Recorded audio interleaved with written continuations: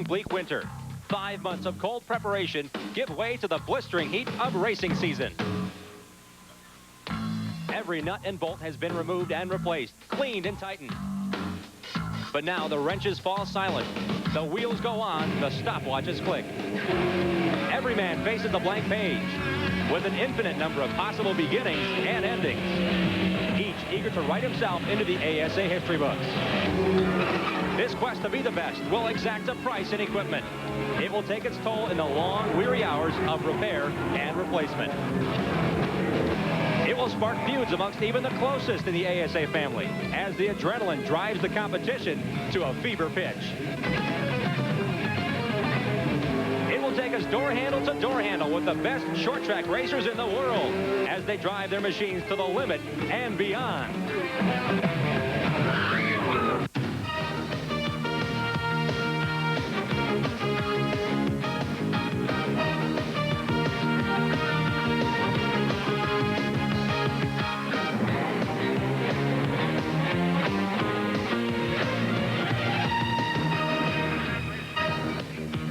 Welcome to coverage of the AC-Delco Challenge Series on TNN. It's the season-opening Tar Heel 400 from Southern National Speedway near Raleigh, North Carolina.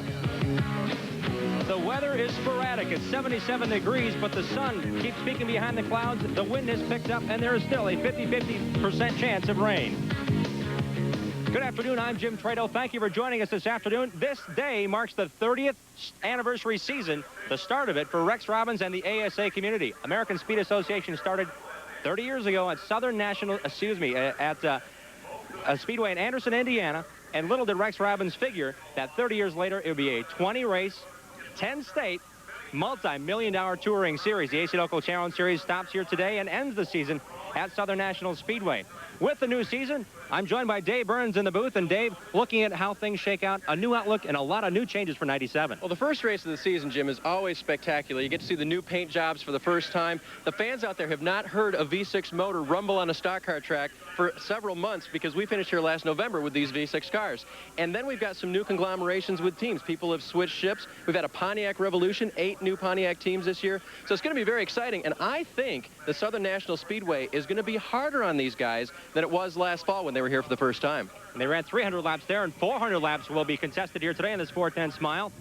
There are a lot of drivers here looking for the championship, but certainly there are some contenders to single out. Last year's top rookie has switched to Pontiac, and his team will attempt to match their car number at season's end with a championship. Scott Hansen has teamed up with Kenny Schrader out of Schrader Shops in Concord, North Carolina. The 52 is a change for Hansen.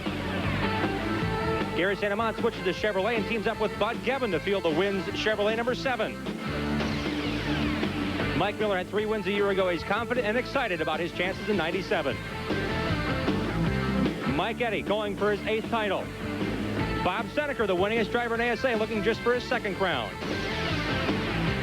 Then there's Joe Nato, winner a year ago, 8th in points. Brad Loney, 8 top 5s, looking for a top 5 here today.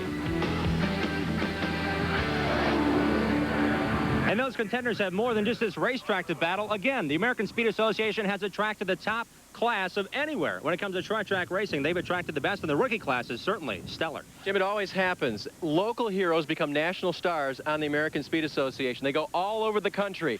Here are a couple of the big contenders.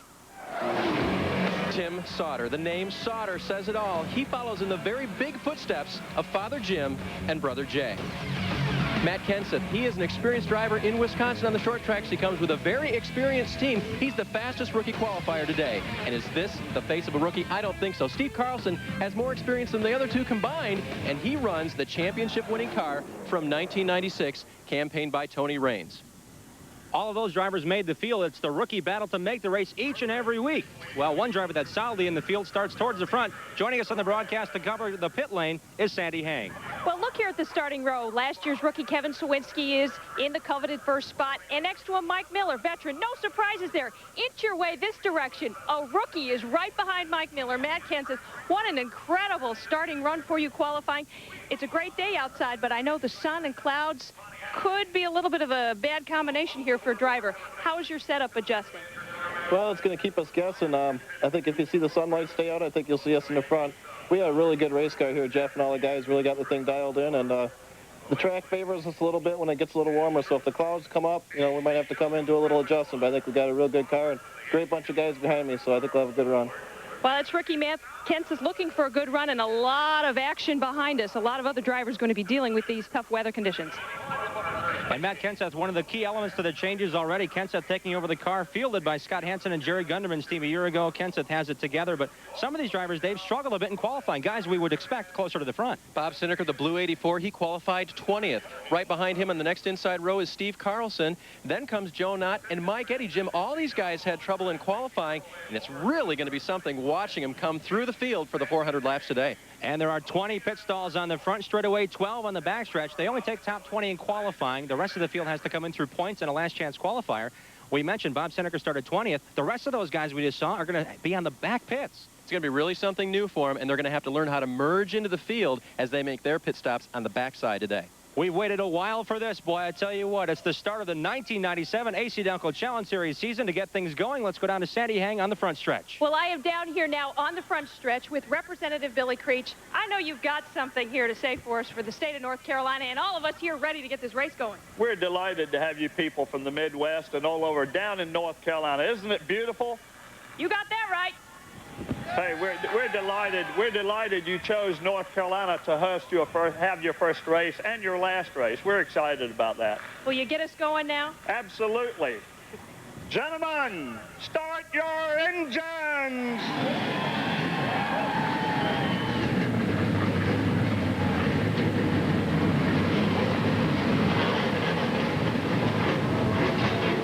Horsepower. V6 engines have breathed to life. Great short track racing on tap this afternoon. The best short track racers in the world have combined for 400 laps at Southern National Speedway. The Challenge Series on TNN is brought to you in part by your GM Goodwrench service dealer. We want your business. And by the new Wide Track Grand Prix by Pontiac. Wider is better. The field now makes their first initial pace laps of the 1997 season. Starter Roger Slack telling the field there's a few more laps before we go green behind the AC-Delco Challenge Series pace car.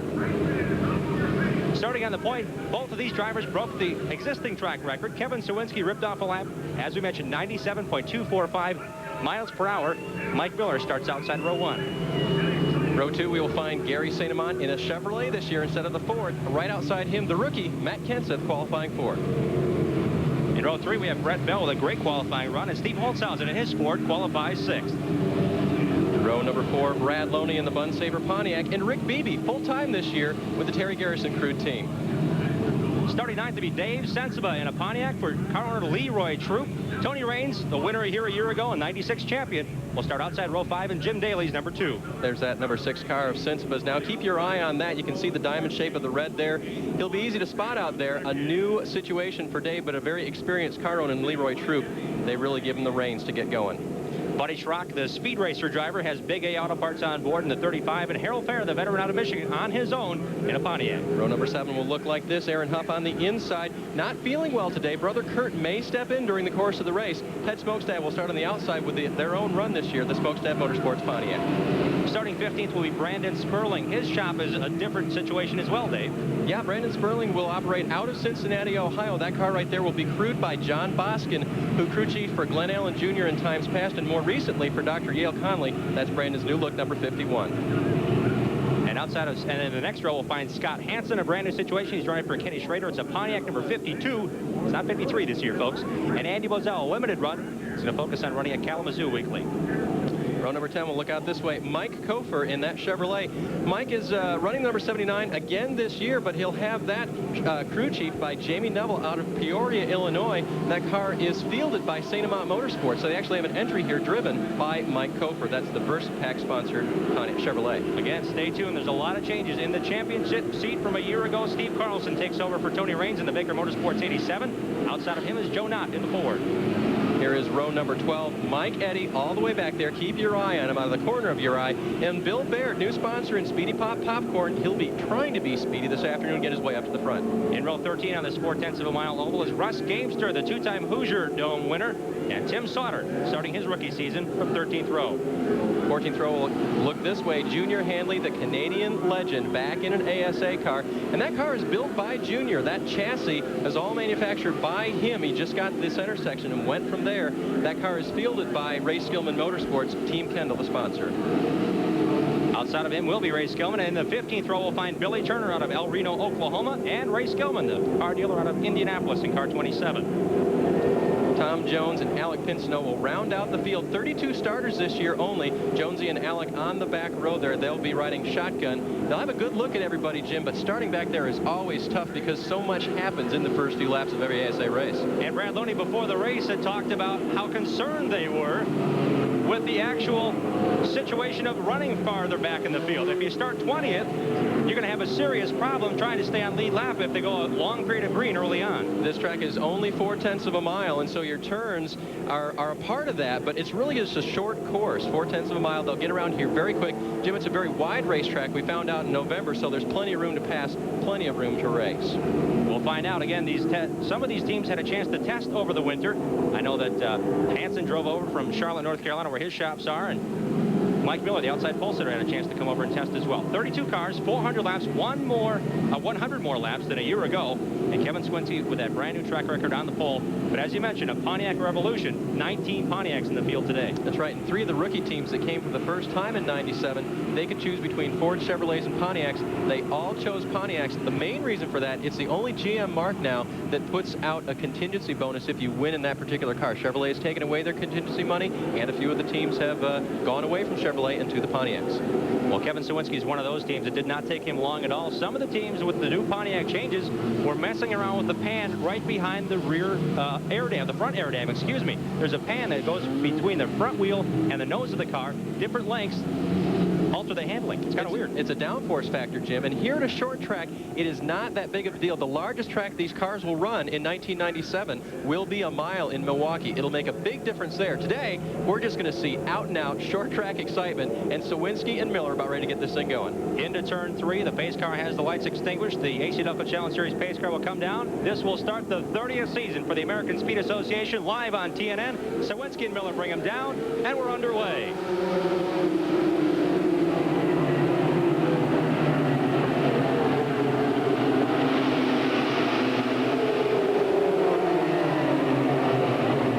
Miller gets the jump on the outside of Kevin Sawinski. Matt Kenseth will stay on the outer groove and run third.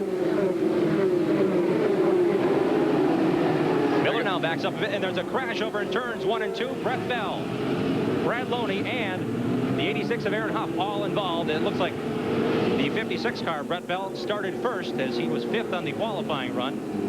Got to the inside and spun. We'll check that in a moment. But the 86 car there, brand new paint job, Lee's Inn and Suites, the sponsor for Aaron Huff out of New Palestine, Indiana. Wow, look at, we had a good look at Brad Loney's car there. Here's the damage to Brett Bell's left front on that Ford. Sponsorship from Bojangles, and there is Loney's Bunsaver Pontiac. They were so optimistic yesterday. He had the fastest car in practice time and time again, and actually was quite a bit under the record that was set in qualifying by Sawinski. But look at it now. They are going to have to hustle, and Jim, after 44 straight making the race, they're not going to quit now. Let's take another look at this. Brett Bell in the Wunderbar Ford. Now looks like he's going to go outside to follow Steve Holtzhausen. But as he gets to the outside, Holtzhausen wasn't as quick as Bell thought he was, so he had to get on the brakes, got the car sideways. And there goes Rick Beebe dodging, and Tony Raines going very high to get around the altercation there. Aaron Huff and Brad Loney with nowhere to go. Let's look at a different angle here. Here's Harold Fair in the 81, Bruddy Schrock in the 35. Now we move the camera forward, and here is Brett Bell losing it and looping it. There goes Beebe angling high. Boom. Brad Loney getting into him there, and then Aaron Huff spinning to avoid, but just made some slight contact there at the end. Brett Bell has come down pit lane, as has Brad Loney. Let's check in with Sandy Hang. Well, you're looking at Brad Loney's car right now. Serious damage here. There looks like most of it could be just cosmetic. They're going to try to rip these pieces off, get it at least good enough to go race. It looks like they're going to take part of it, try to rip the rest. Oh, one heck of a job here. Looks like they're going to rip it off. Also, Brett Bell's car does have just cosmetic damage. Doesn't look like there's anything structural. His crew chief tells me, you know, Brad just just got a little loose and got up and rubbed the wall.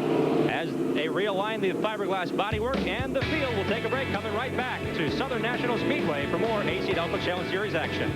Away from going green flag racing, an early caution for a 3-car spin, and while we were away, Brad Loney, who was involved with that, came down pit lane a number of times as he's coming back in now. You see the front bodywork here, Dave. It says Grand Prix now, but you'll see an airbox in a minute. They're going to rip the whole thing off, and folks, these cars are all fiberglass, not just the front fascia here. The whole body is fiberglass over a very strong frame, and you can see there's some of the framework underneath there. It's going to affect it, Jim, because as you mentioned, the airbox did get bent down, and you're going to see as Loney screams away here, he has still got parts dragging off of that Pontiac.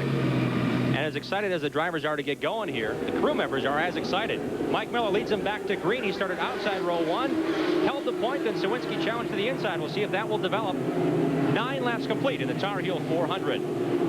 Good look at the whole field there. Everybody else has been clean so far, except for that one altercation, and we've still got some remnants of that. Here comes Sawinski on the inside now, making an early move. Sawinski does go low. We'll see if Kenseth follows through. The AFC 1000 Pontiac of Mike Miller tries to maintain the outside. He will. We'll see if he can hold up Kenseth into turn number 3. 17-degree banking, definite 2-group racing. We saw it in the fall here in November, and here comes St. Amant now on the inside. Miller may be trying to find out if there's a lineup there to be had, but in the meantime, he's losing valuable time. And Brad Loney came by the front straightaway. We caught a glimpse there. He is now stopped on the back straightaway, entering turn number 3. He came by last time. The left rear was smoking profusely. The tire was inflated. I would think something else is out of alignment in that Bun Saber Pontiac. We were just starting to talk about it. Brad Loney has finished in 44 consecutive ASA. You jinxed him. Yeah, I know. Well, no, that was after it happened. Okay. Brad had finished in 44. That is an ASA record, and we also believe it is a stock car racing record. It eclipses anything that has been done in NASCAR, and so there's no doubt that Loney's crew is going to have him back out by the end of the day, but he's not even going to be a top 10 by the end of today's action. Well, as the record attends to Brad Loney, we're going to tip pace and bills. Be right back here to Southern National Speedway, the ASA season opener. Fellas in the pits and the Wonder Bar Forders. We're back to the live coverage of the AC-Delco Challenge Series season opener. The Bojangles Wonder Bar Ford extended time in the pits as he was involved with a lap 2 altercation with this car, Brad Loney. And Loney appears to be going behind the wall. In Cedar Rapids, 1996, he was leading the race in front of his hometown crowd. Speaking of Loney's continuance record, he dropped the clutch, blew out the drive shaft, broke the yoke on the rear end. Everything had to be replaced. The crew did that, and he finished the event to keep that string alive. So I think you're right, Dave Burns. They will be working on that car feverishly to get it out there before the race is over. As is the case with most crews, the guys are very loyal to Brad. They want to see him do well, and they very much take pride in the fact that that car has finished all these races. I mean, it hasn't just been Brad's effort, it's been the whole team's effort. And again, it was a 3-car incident. Brett Bell, the 33 Brad Loney, and this car, Aaron Huff, as they go under the hood. It looked like he just had minor right rear body damage on this Pontiac, but they're going to work under the hood now. While all this is going on, there was a change of position. Matt Kenseth and Gary St. Amant were able to get around Mike Miller. We've looked at him running the high side. We haven't mentioned running back in 5th now is Steve Holshausen, running extremely well. And then Rick Beebe, who narrowly avoided that incident, running in 6th.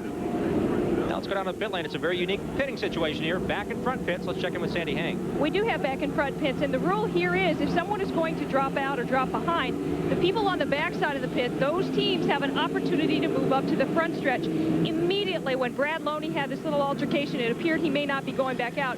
The Joe Knott pit team came over, started talking with Loney's crew chief, Kurt Beckler. They're negotiating about moving pits right now, so in a few moments, you may see Joe Knott's crew pick up and move over to the front stretch. And what those teams are negotiating, I believe, to follow that up is they're saying, hey, can we use your air guns to Kurt Beckler of Brad Loney's team? Can we use your pit box? We'll bring our tools over, but can you leave your pit equipment, your guns, etc., so we don't have to drag it all over?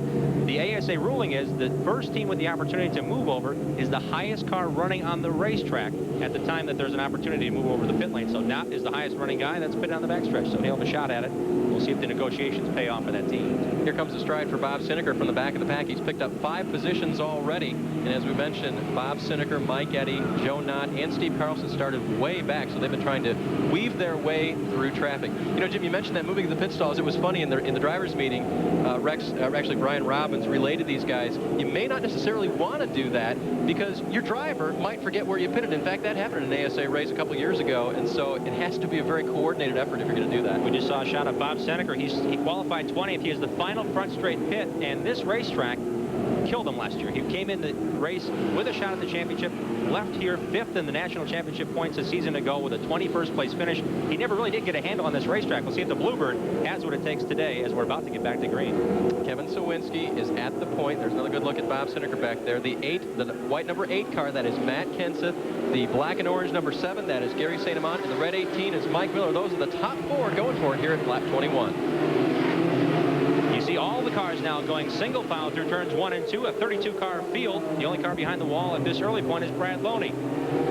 St. Amant, look at him looking underneath already. The tire tracks here, Dave. He's looking at that high line too, Jim. I don't know if they're just pushing up or not. Very interesting comment that some of the drivers had. That's a new tire from Goodyear, and they didn't have a lot of selection. If the tires are more equal than they are staggered, and those are racing terms, but if they're very equal in their circumference, the cars will have more of a tendency to push. And that may be what we're seeing early from Kenseth and Miller. I talked to Gary St. Amant. He came down here and tested earlier this season. Sawinski did not test, but he came out of the box extremely quick. One of the faster cars in practice, as was Brad Loney. Sawinski went out and set a brand new track record. He said, I don't think the car's running right, guys. What should we do? And I'm sure Mike Chappie had 5 things on his list to make it even better. Here's the battle for the lead. Number 1 car of Sawinski out front. And Bob Sineker now going past Ted Smokestad, who's running this race in hopes of sponsorship to continue in the AC-Delco Challenge Series. Sineker now up to 14th spot in the 84. And that was really a good qualifying run for the 32 car of Smokestad. They wanted to do well to impress and to stay going. Father Doug is chiefing that effort. 12th position now up for grabs. The 52 car is a Pontiac driven by Scott Hansen. It's a full-time deal as he moved down to Concord, North Carolina, racing for Ken Schrader Racing. He out and out won the AC-Delco rapid fire qualifying efforts a year ago, outdistancing the rest of the field with 4 pole positions. St. Amant had 4, but Gary did not start up front as much as Scott did. Here comes Joe Knott. He's making his way through now as well. And Mike Eddy going to the inside of Bill Baird. Now, he started right near Baird, so Mike hasn't picked up that many positions. Carlson in the white 87 is right behind him as well. But Mike Eddy's black 88, the Goodwrench Pontiac, always a contender. And Mike isn't coming through quite as well now in 18th position as Bob Sineker was. So maybe having some early problems. And in qualifying yesterday, Jim, Mike did have some troubles with the connection from the motor to the headers on that Pontiac. It sounded extremely loud. It looks like it's working now, though. Mike Eddy led 600 laps in 12 different races a year ago. He made up 2 laps under green at Toledo Speedway alone. Talk about determination. He's coming off his worst season ever in ASA. Look at him charge to the front. He is still the all-time lap leader in the American Speed Association competition. He has 7 championships to his name. Next on his target list is the 48 of Joe Knott.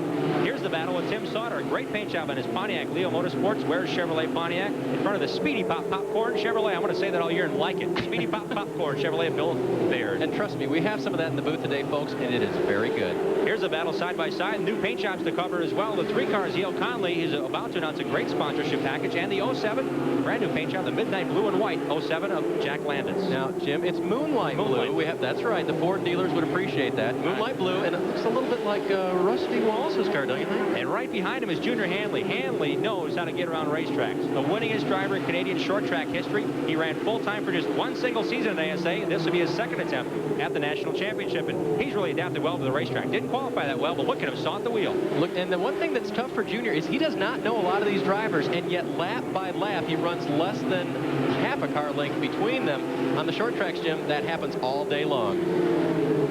And you see the position is not settled yet. The Line Decker Excavating 07 of the Noah Yoderhorn Ford of Jack Landis stays extremely high. We'll see if now Hanley can go to the inside. He had to run a last chance race yesterday. He got a little bit extra track time. And he's sawing and weaving the car again. That's not good for the tires. He still has to get used to these cars. They are a little bit different than when he campaigned a full schedule back in 1990 and actually had his best finish in the championship run. That was a 5th. Still side by side. Great action here at Southern National Speedway. This racetrack was built in 1993. The weather's been awesome. There's not been a whole lot of weathering on the racetrack. The tires are the big concern, though. Goodyear brought brand new Racing Eagles bias ply tires. And that's the big question mark now, as we've got 20 or 30 laps under green now. They always have to worry about tire wear, and so that first pit stop is going to be crucial after we run a long length of green here, as we now see that Junior Hanley has squarely gotten by Jack Landis, but Jim, he's still quite loose. That car is coming around on the back end, tends to want to roll toward the front, just like he is right there. He almost lost it there. That car is extremely loose. That's Skillman Motorsports Pontiac. And he better get on his horse, because here comes the leader, Kevin Sawinski, just charging down. He has about 3 car lengths now on Matt Kenseth and Gary St. Amant. Sawinski still leading. Sawinski and Kenseth sponsorless at this point in the season. Sawinski has Coleman Racing Products as an associate. Kenseth looking for sponsorship as well. These two drivers are really putting on a great race. And last year we had 10 cars finish on the lead lap, but the concern is the leaders are going to check out and really get out and go. We haven't seen that yet, but it certainly is a battle between Kenseth and St. Amant, trying to hang on to the lead that's growing by Kevin Sawinski. Good look at the white 35 of Buddy Schrock, Big A Auto Parts, sponsoring him this year, and then the 6 of Dave Sensiba, and the white 81 of Harold Fair. He's been quiet so far, but Harold Fair had a great practice session yesterday and was very quick. We just saw the pass for second place there. Gary St. Amant, the Wins West Michigan Chevrolet dealers number 7, made the pass on Kenseth. At this point in the race, St. Amant's car is quicker than Kenseth. He's now losing ground to the leader, Kevin Sawinski, so St. Amant made the pass. Kenseth will settle into third in the white number 8. That car will drive a little bit differently for Gary than his Ford did. It is a little bit different in the front end. The engine is about 40 pounds lighter, and so that front end weight will make a difference in how the car feels to Gary. Looks to me like he's adapting pretty well, Jim. And the car is handling in turns 1 and 2. Let's follow that up with a pit report with Sandy Haig. Well, it's going to be interesting for Gary St. Amant's team. Really this year, it's the blending of 2 teams. Bud St. Amant and Bud Kevin. And I call it dueling Buds here. It's almost comical. Both guys are used to giving the orders. So when the crew calls for Bud, both guys turn around. So their pit stop is going to be very interesting. And we've got a yellow flag. We might have a pit stop right here as Dr. Yale Conley spins. The vascular surgeon from Vienna, West Virginia, spins his Chevrolet on a new development for him.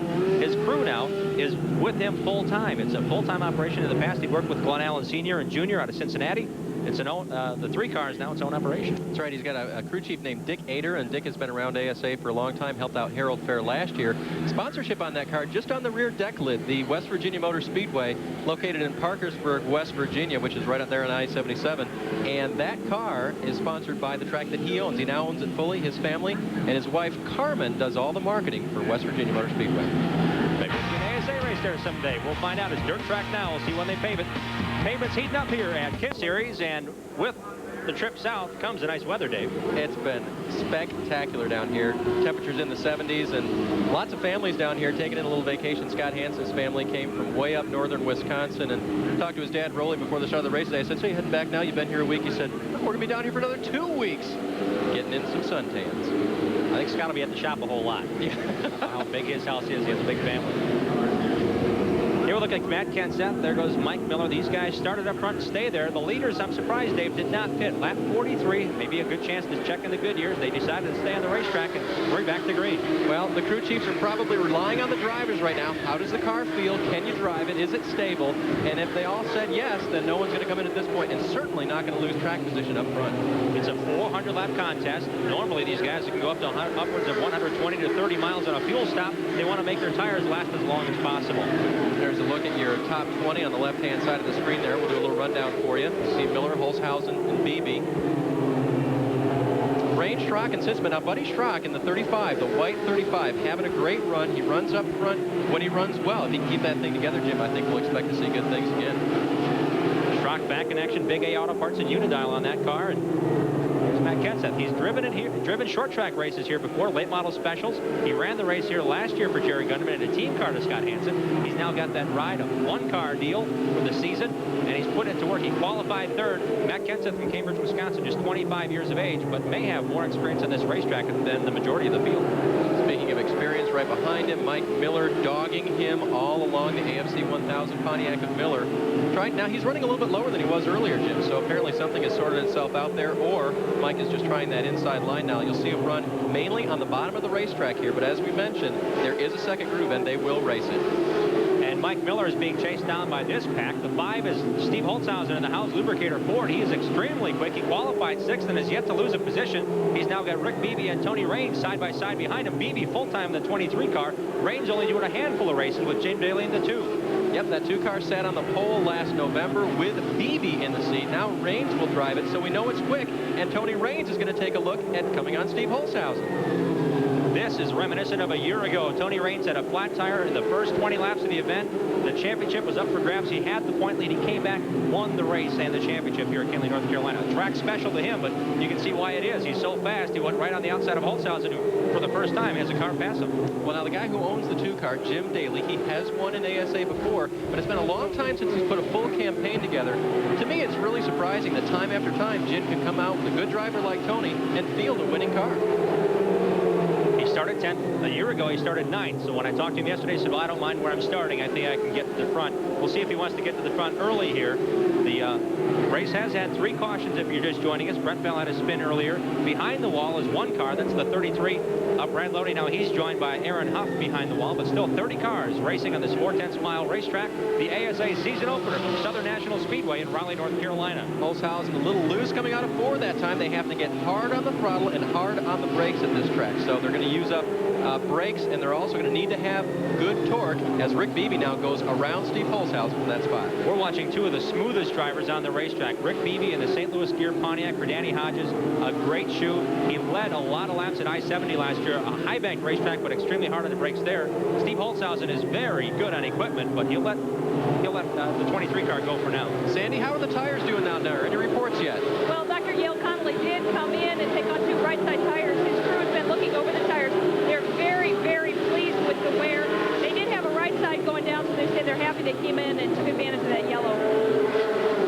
And the tires this year are brand new for Goodyear. There were 3 compounds. Now there are 5 compounds available for left and right side. ASA dictates what tires these drivers run. They're bias ply tires. And Gary St. Amant told me the tires are actually about a 1 inch taller than last year. The entire circumference of all 4 tires. And look at this great battle, Dave. Battle for 13th on the outside. Steve Carlson trying to take Harold Fair. He does it at the line, but Fair still has the good inside position. He's trying to follow Mike Eddy through to the front. Trio of Pontiacs. The 88 is Mike Eddy. He started 23rd. He's bringing to the front with him the 87. That's Steve Carlson of West Salem, Wisconsin. Harold Fair now bobbles, so it looks like Carlson will make the pass in the clean bird. Ringer's Resource Pontiac. I don't think Mike Eddy is happy with that black 88 yet. He's coming through, but he's not made a real hard charge yet. We've had some yellows that slow him down, but Mike has not been dominant yet, so he's still working some things out. He now is chasing down the Bluebird, 2 of the most common names in ASA. Bob Seneca and Mike Eddy now run behind one another on the racetrack, but this battle here is not over yet. Steve Carlson followed Mike Eddy, saw what his line was. He's got a better one. He's going to the outside.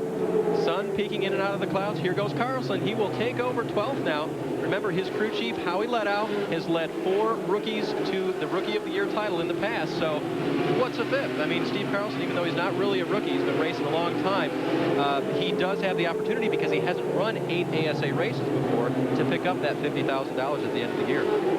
In a single season, of course, but look at how quickly he's adapting to this racetrack. The sun is coming in and out of the clouds. We'll see if that will develop.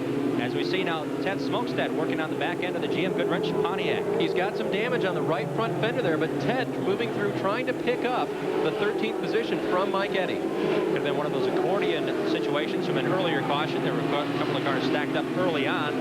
But as we continue on to green, the sun is now in full bloom as the flowers are here in Kinley, North Carolina. That's heating up the racetrack. That'll affect the handling slightly, so we'll see if that continues. We just saw a bobble there. Mike Cofer getting help from Yale Conley on the backstretch. They recovered. And this battle again. Great battle lap after lap. There's that battle you mentioned, Jim. Conley now on the inside. Here goes Cofer to the outside in the VersaPack Chevrolet. He is going to get past now, and there is the leader, Kevin Sawinski. So he's already lapping cars. He will put Cofer a lap down, and St. Amant in the 7 car will try to come through as well, keeping tabs on the leader. Now they have about 10 car lengths of the 3rd place car of Matt Kinson. Now you're wondering if Yale Conley wants to go down a lap. He doesn't. He came down pit lane. He got fresh rubber. He's trying to stand lead lap. It's not going to happen. Sawinski, the only race leader thus far, other than a brief respite from the 18 car, is our leader. As he comes off at turn number 4, 72 laps are in, and the Tar Heel 400. Sawinski leads. In second is Gary St. Amant. Third is Matt Kenseth. There is at Tony Motorsports. Get an update on all the latest news from the world of motorsports on race day. Rick Benjamin will have all the results, highlights, plus a lot more. That's tonight at 10 Eastern, right here on TNN Motorsports. Back to the race here in Kinley, North Carolina, the season opener for the AC-Delco Challenge Series. Kevin Sawinski showing the way. He's shown the way for a long time now, a strong run, and he's trying to outdistance the field. He has put some distance between himself and the 2nd place running Gary St. Amant. Now, that particular pass was for the 5th position. Rick Beebe getting around Mike Miller, putting Miller back to 6th, and right behind him running in 7th, Dave Sinseva in that red and white number 6. again. Kenseth going to the inside of Junior Hanley. Now a lap down, so Hanley had a loose problem early. The team decided to stay out. That team that works on Hanley's car is basically the core of the crew that Tony Roper had a year ago. And here's another twist of fate. Tony Roper, who's running a full-time truck campaign, is crew chiefing for Tony Raines today in the 2-car. Take a look at some contact out here. It's going to happen on a 4/10 mile oval, and you're going to see it right here in your living room. Here they come off of turn number 4. That's Rick Beebe in the yellow 23 on the inside, Mike Miller on the outside. And hello, Mr. Miller, thank you very much. That's one way you make a pass on a short track in ASA. That was just 2 laps ago, and now we see Rick Beebe quickly has caught up with Matt Kenseth. You know what he's saying, Jim? He's saying, okay, right now I'm the faster car. Let me through. And if I have to tap you in order to get around, I'm going to do it because right now I can beat you. Now, Matt Kenseth knows he can't hold Rick Beebe back, and so the white 8 car is going to move to the outside and let Rick Beebe have the inside line. We mentioned Rick Beebe had the pole position a year ago on a different ride, and now he is now marching through the field. He led the first 25 circuits in the season closer a year ago. He has quickly picked up where he left off. The team did test at a couple of other racetracks, but they look strong here in the 4/10 mile oval called Southern National Speedway. That puts Beebe up to 4th. Here is your leader in heavy traffic. Then a 1 car of Sawinski is leading almost 3 wide, and Bill Baird gets tapped by Billy Turner, who is looking for a spot to the inside. Turner will dive low. Baird narrowly missed by the 0 car of Tom Jones, and they were both trying to stay on the lead lap ahead of Kevin Sawinski. And unfortunately for Bill Baird, Turner just tried to make it a little bit too tight going into 3. You could say he popped him in the quarter panel, unfortunately, going into the turn. They were running 21st and 22nd, pun intended, 21st and 22nd going into the 3rd turn. But as you mentioned, the way Sawinski was coming, each of these teams are required to have spotters. The members in the pit lane can also see the racetrack from on top of their pit boxes. They're all telling them, stay ahead of the leader. Didn't quite happen there for Turner and the spun car of Bill Baird. And Baird is stalled, and on pit lane we have strategy. Kevin Sawinski stayed out. Gary St. Amant dove to the inside, as did Rick Beebe. And so we're going to take a look at the contact first between Billy Turner and Bill Baird. On the outside is Kevin Sawinski, the race leader, about to lap these guys. Sawinski wants to lap them both, but not in this fashion. What a scare for the race leader in car number 1. Turner and the 26 of Bill Baird running for position. Get together here as the leader comes upon the backside. Turn 4, that's where Bill Baird spins his Chevrolet. He now sits on pit lane, stalled, as he is now still facing the opposite direction, giving these teams a chance on lead lap to come down pit lane. Only 2 tires can be changed under Indy. Caution flag period in ASA. Let's go down to the pits with Sandy Hang. Big misunderstanding at Gary St. Amant's pit could cost him dearly. He ducked into the pits the first time. The crew was unsure if he could pit on with the leaders at the very beginning. He didn't know. He went back out. His crew chief, Mike Sanyenko, went right over to the ASA officials and said, what's going on? ASA said, you had the opportunity to pit. You should have pit. So it was a big misunderstanding that really could have cost Gary's crew. Jim, here's what happened. I was looking down in turn 4 to see if they were going to throw the pits closed flag. They did not. Kevin Sawinski was looking for that closed flag, so he stayed on the track. St. Amant dove in, and therein lies the confusion. They didn't know whether the pit flag had been out or whether the pits were actually open. We're going to sort it out. Looks like Kevin Sawinski will make his pit stop. We'll tell you if anything strange happened, but pit stop's underway here at Challenge Series action here at Kenly, North Carolina. The Southern National Speedway, the place for the season opener. It'll also be closing the season October 19th for the AC-Delco Challenge Series. Here is the 2-car of Jim Daly, the driver Tony Raines. Raines, the 1986 champion with a truck ride, is running a couple of races here and there. He did not pit, as did a handful of other teams, so Raines currently the leader in the Shoe Shack Pontiac. Obviously, he stayed out there, Jim, because he was confident about the way that the car is running. And let's now check in if there's anything strange on pit lane with Sandy Hang. Well, nothing strange here, but sight for sore eyes. Tony Roper here is crew chief, and we usually see you inside the car. You got quite a strategy here going for Tony Raines. Well, the strategy was we were going to pit, but we screwed up and we didn't know that the pit lane was open then. But it's good. We need to stay out and lead for the Shoe Shack, and hey, we're having a brake problem, so we need to stay out front and try to stay out of all the problems back there. Well, you kind of got an all-star pit group behind me. Tell me about it a little bit. Well, we do. We got Lisa Smokestead doing the tires, and Jim Daly's the owner and team manager, so we're having fun. Going green, guys. That was a crew put together by Tony Raines via the telephone as he's now moved to the Charlotte area. He now leads this race, 98 laps complete of 400.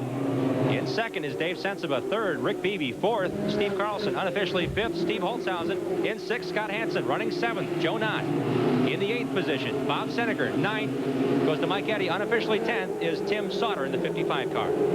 Great battles up front to try to get back up and catch a lap back. That's the 3-car Biel Conley trying to move by Dave Sensiva in the 6th. Didn't happen. Conley will have to fall back in. Also, the 79 car of Mike Hofer is a lap down, trying to make that lap back up as well. And now Conley settles to the inside as Beebe goes wide, and the St. Louis Gear Pontiac right behind him again is that 87 car. Get used to it. It's Steve Carlson for the season, running for Baker Motorsports, and hopefully the Pat Sharp Memorial Rookie of the Year honors.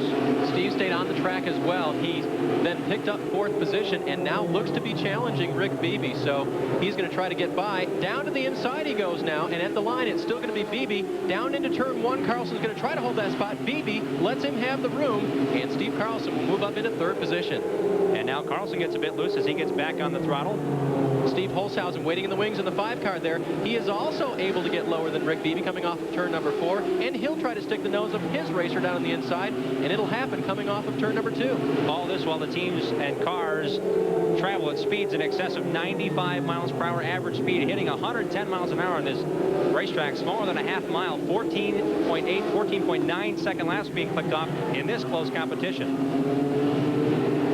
23 is Rick Beebe. The 5 is Steve Holshausen. He took 3 months off from work to work in the shop every day with the crew guys. There's 4 crew guys for Frenetti Motorsports full-time, along with Steve, in the shop in Franklin, Wisconsin. You know, Jim, Steve assured me he has not moved from northern Wisconsin, but he does have a temporary place to stay down there. So he'll still be up there fishing, Skyler. Don't worry about it. Here's the battle for lead. Dave Sensiva in the West Michigan Auto Auction. Number 6 looks to the inside of Tony Raines. Raines, as reported by his crew chief Tony Roper, has a brake problem. He cannot get in and out of the corners as he'd like. Sensiva smelling the meat as if a shark was coming up in the shark tank, trying to get by Raines. This is exactly what Sensiva wants. He'll have to be careful of Carlson right behind him, but Sensiva with a new ride this year for Leroy Troop Motorsports. And Jim, it's Troop Motorsports Inc. TMI. Well, on their war wagon down there, it says that really stands for totally mentally impaired, which I think means these guys love to race. Pat Hauser and the guys, I'm sure, live up to that on a daily basis. But it's Pat Hauser and Dave Sensiva full-time in the shop. Pat's calling the shots in race day. Leroy Troop back in ASA Racing. Longtime owner for Butch Miller. He also had Johnny Benson and Bob Seneker drive his race cars. And as we find the battle here once again, it's not over yet as Steve Carlson now makes it a mixture. Carlson started well back in 21st position. They're using up every inch of the racetrack there. They get down right on the yellow line, no inches between them, and they're going to do it again in turn number 3 because Sensiva still has a pretty solid line there. You can see the black rubber going up the racetrack. There's still a groove left there, so Sensiva has good racing room. He's really pushing Carlson down to the bottom. And Carlson does have that bottom line figured out. Again, he got a little bit tight off of there. He can't let that car drift up on the racetrack. Sensiva being to his outside holds him to the inside line all the way around this 4/10 mile oval. Again, Tony Raines is in the lead. 87 is Steve Carlson. Don't get him mixed up. And in 3rd is the 6 car of Dave Sensiva. But I'm sure that's going to change in about half a lap here as they continue to battle for the point. Side by side, lap after lap. And as long as they aren't abusing the car, the driver will feel comfortable to run side by side with each other. Not abusing those tires, feels like he's comfortable. And Sensiva, for the moment, is going to fall back into 3rd in the 6 car. For the moment is the key. Don't blink, fans. It's going to be a tight battle up front. Again, the sun has shown the entire time here. There was a chance for rain. There still is a possibility this afternoon. These drivers getting in a lot of laps, clicking off quickly. We're 113 circuits in. And this, again, is the battle for the top 3 positions. Behind this is Rick Beebe in the 23, about 5 car lengths back. He is back there, and then there's quite a bit of distance back to the next car running in the 5th position is Scott Hansen, so he's made his way up as well. Boy, Steve Carlson now running the outside line. It looks like his Ringer's Resource Pontiac getting a little loose as he skates through turn number 2. 17 degrees of banking in the turn, 7 degrees on the straightaways. And you see now Carlson fighting at the wheel. Anytime you see the left hand moving back and forth on the wheel inside the cockpit, you know that car's not handling just right. Now watch how high he'll go on the backstretch here. He'll drift all the way up to the back part of the track, and then they'll dive down into turn number 3. It is quite a sensation coming off of the top of the backstretch down into the bottom of that banking. It's a little bit like a roller coaster ride. And Sensiva has a little bit of damage, some tape above the right front Goodyear Eagle on the fender of that Pontiac, but does not hamper his efforts as, again, he looks inside of the 87 of Carlson. Coming off off of turn number 4 now here at Southern National Speedway. Steve Carlson, 4-time ARTCO champion, a series similar to ASA in the types of tracks they run, but the cars are different. Steve is still keeping that program running, and he'll run most of those races this year, but his major commitment, the National Touring Series of the American Speed Association, and he's showing himself very prominently already running in second. He was Rookie of the Year in that series in 1988 and has quickly become one of the top short track racers in the Midwest. And as we see here, one of the better racers, and complimenting ASA again, picking the finest to run an ASA. This is where the short track racers want to be. Sensiba down to the inside once again off of turn number 4 at the start-finish line. It is still Carlson with the position, but now Sensiba taking that low groove. We've got a slower car up in front. That's Aaron Huff. He dives down to the inside to give those guys racing room. And as we see Huff go down on the bottom, we want to mention Ray Skillman has pulled behind the wall. He had a problem with the left side of his Kendall Pontiac, so that car now behind the wall, replaced on the racetrack really with the 86 of Kurt Huff. I believe Kurt Huff is now behind the wheel. Here's the battle again for second. The 87 is Steve Carlson of the Raiders Resource Pontiac. The Engineered Polymer Products Pontiac of Dave Sensiba still not ready to settle into third.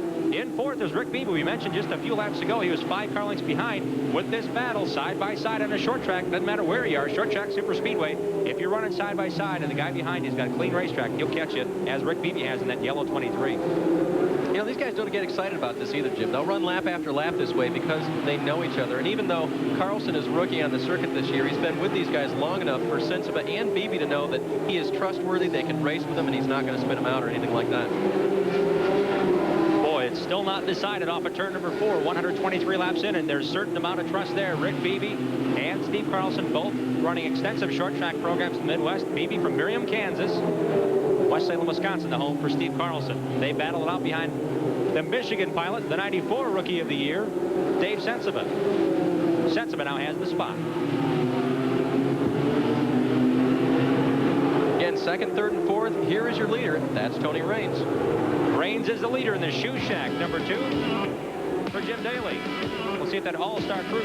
Welcome back to Kenly, North Carolina for the season opener on TN Motorsports of the AC-Delco Challenge Series. A familiar place at the point, Tony Raines. He won 3 races a year ago and the championship. He won this final event of 1996 to claim his first and only national championship in ASA. He's back out front at Jim Daly's number 2 car. He used to be in the 87. Well, he got a truck ride, so now we'll see Raines, and we're glad to have him. He's such a great competitor and a great guy to be around, and he enjoys short track racing just like anyone else does. Look at the battle for second now, Jim. Behind Tony Raines, you see the gap right there. Dave Sensiba in the red and white number 6, Rick Beebe in the yellow 23. They have been battling back and forth for second. Beebe has given up the position. Here's 4th place now, Steve Carlson in the white 87, and 5th place, there is Harold Fair having a great run in his Pontiac, and right behind him, the 6th place car of Scott Hansen. So those two have been going back and forth as they lap around Mike Kofer and Bill Baird. There he is, Brad Loney, back in the race in the Bun Saber Flex Steel Pontiac. Didn't we tell you? And folks, we're not chuckling because the car looks funny, but because we knew that Loney would be back on the track. HS Sports, who make the Bun Saber, back with him again in 1997, and that team has him back on the race course. He is 122 laps down. And we're 133 laps into the race, so you do the man. Yeah. Didn't last long. Unfortunately, he got involved in a lap 2 incident, made it a few more laps and put it behind the wall. Now going behind the wall is Brandon Sperling in the Blizzard Motorsports Chevrolet. He instead turns down pit lane. We continue with action on the racetrack. The 52 is Scott Hansen. He's now running in 5th, Jim. He's gotten around Joe, actually passed Joe Knott a little bit earlier, running in 5th, and right there with him, the 79 of Mike Kofer. That's the Black & Decker Versapack Chevrolet, and the 26 of Bill Baird.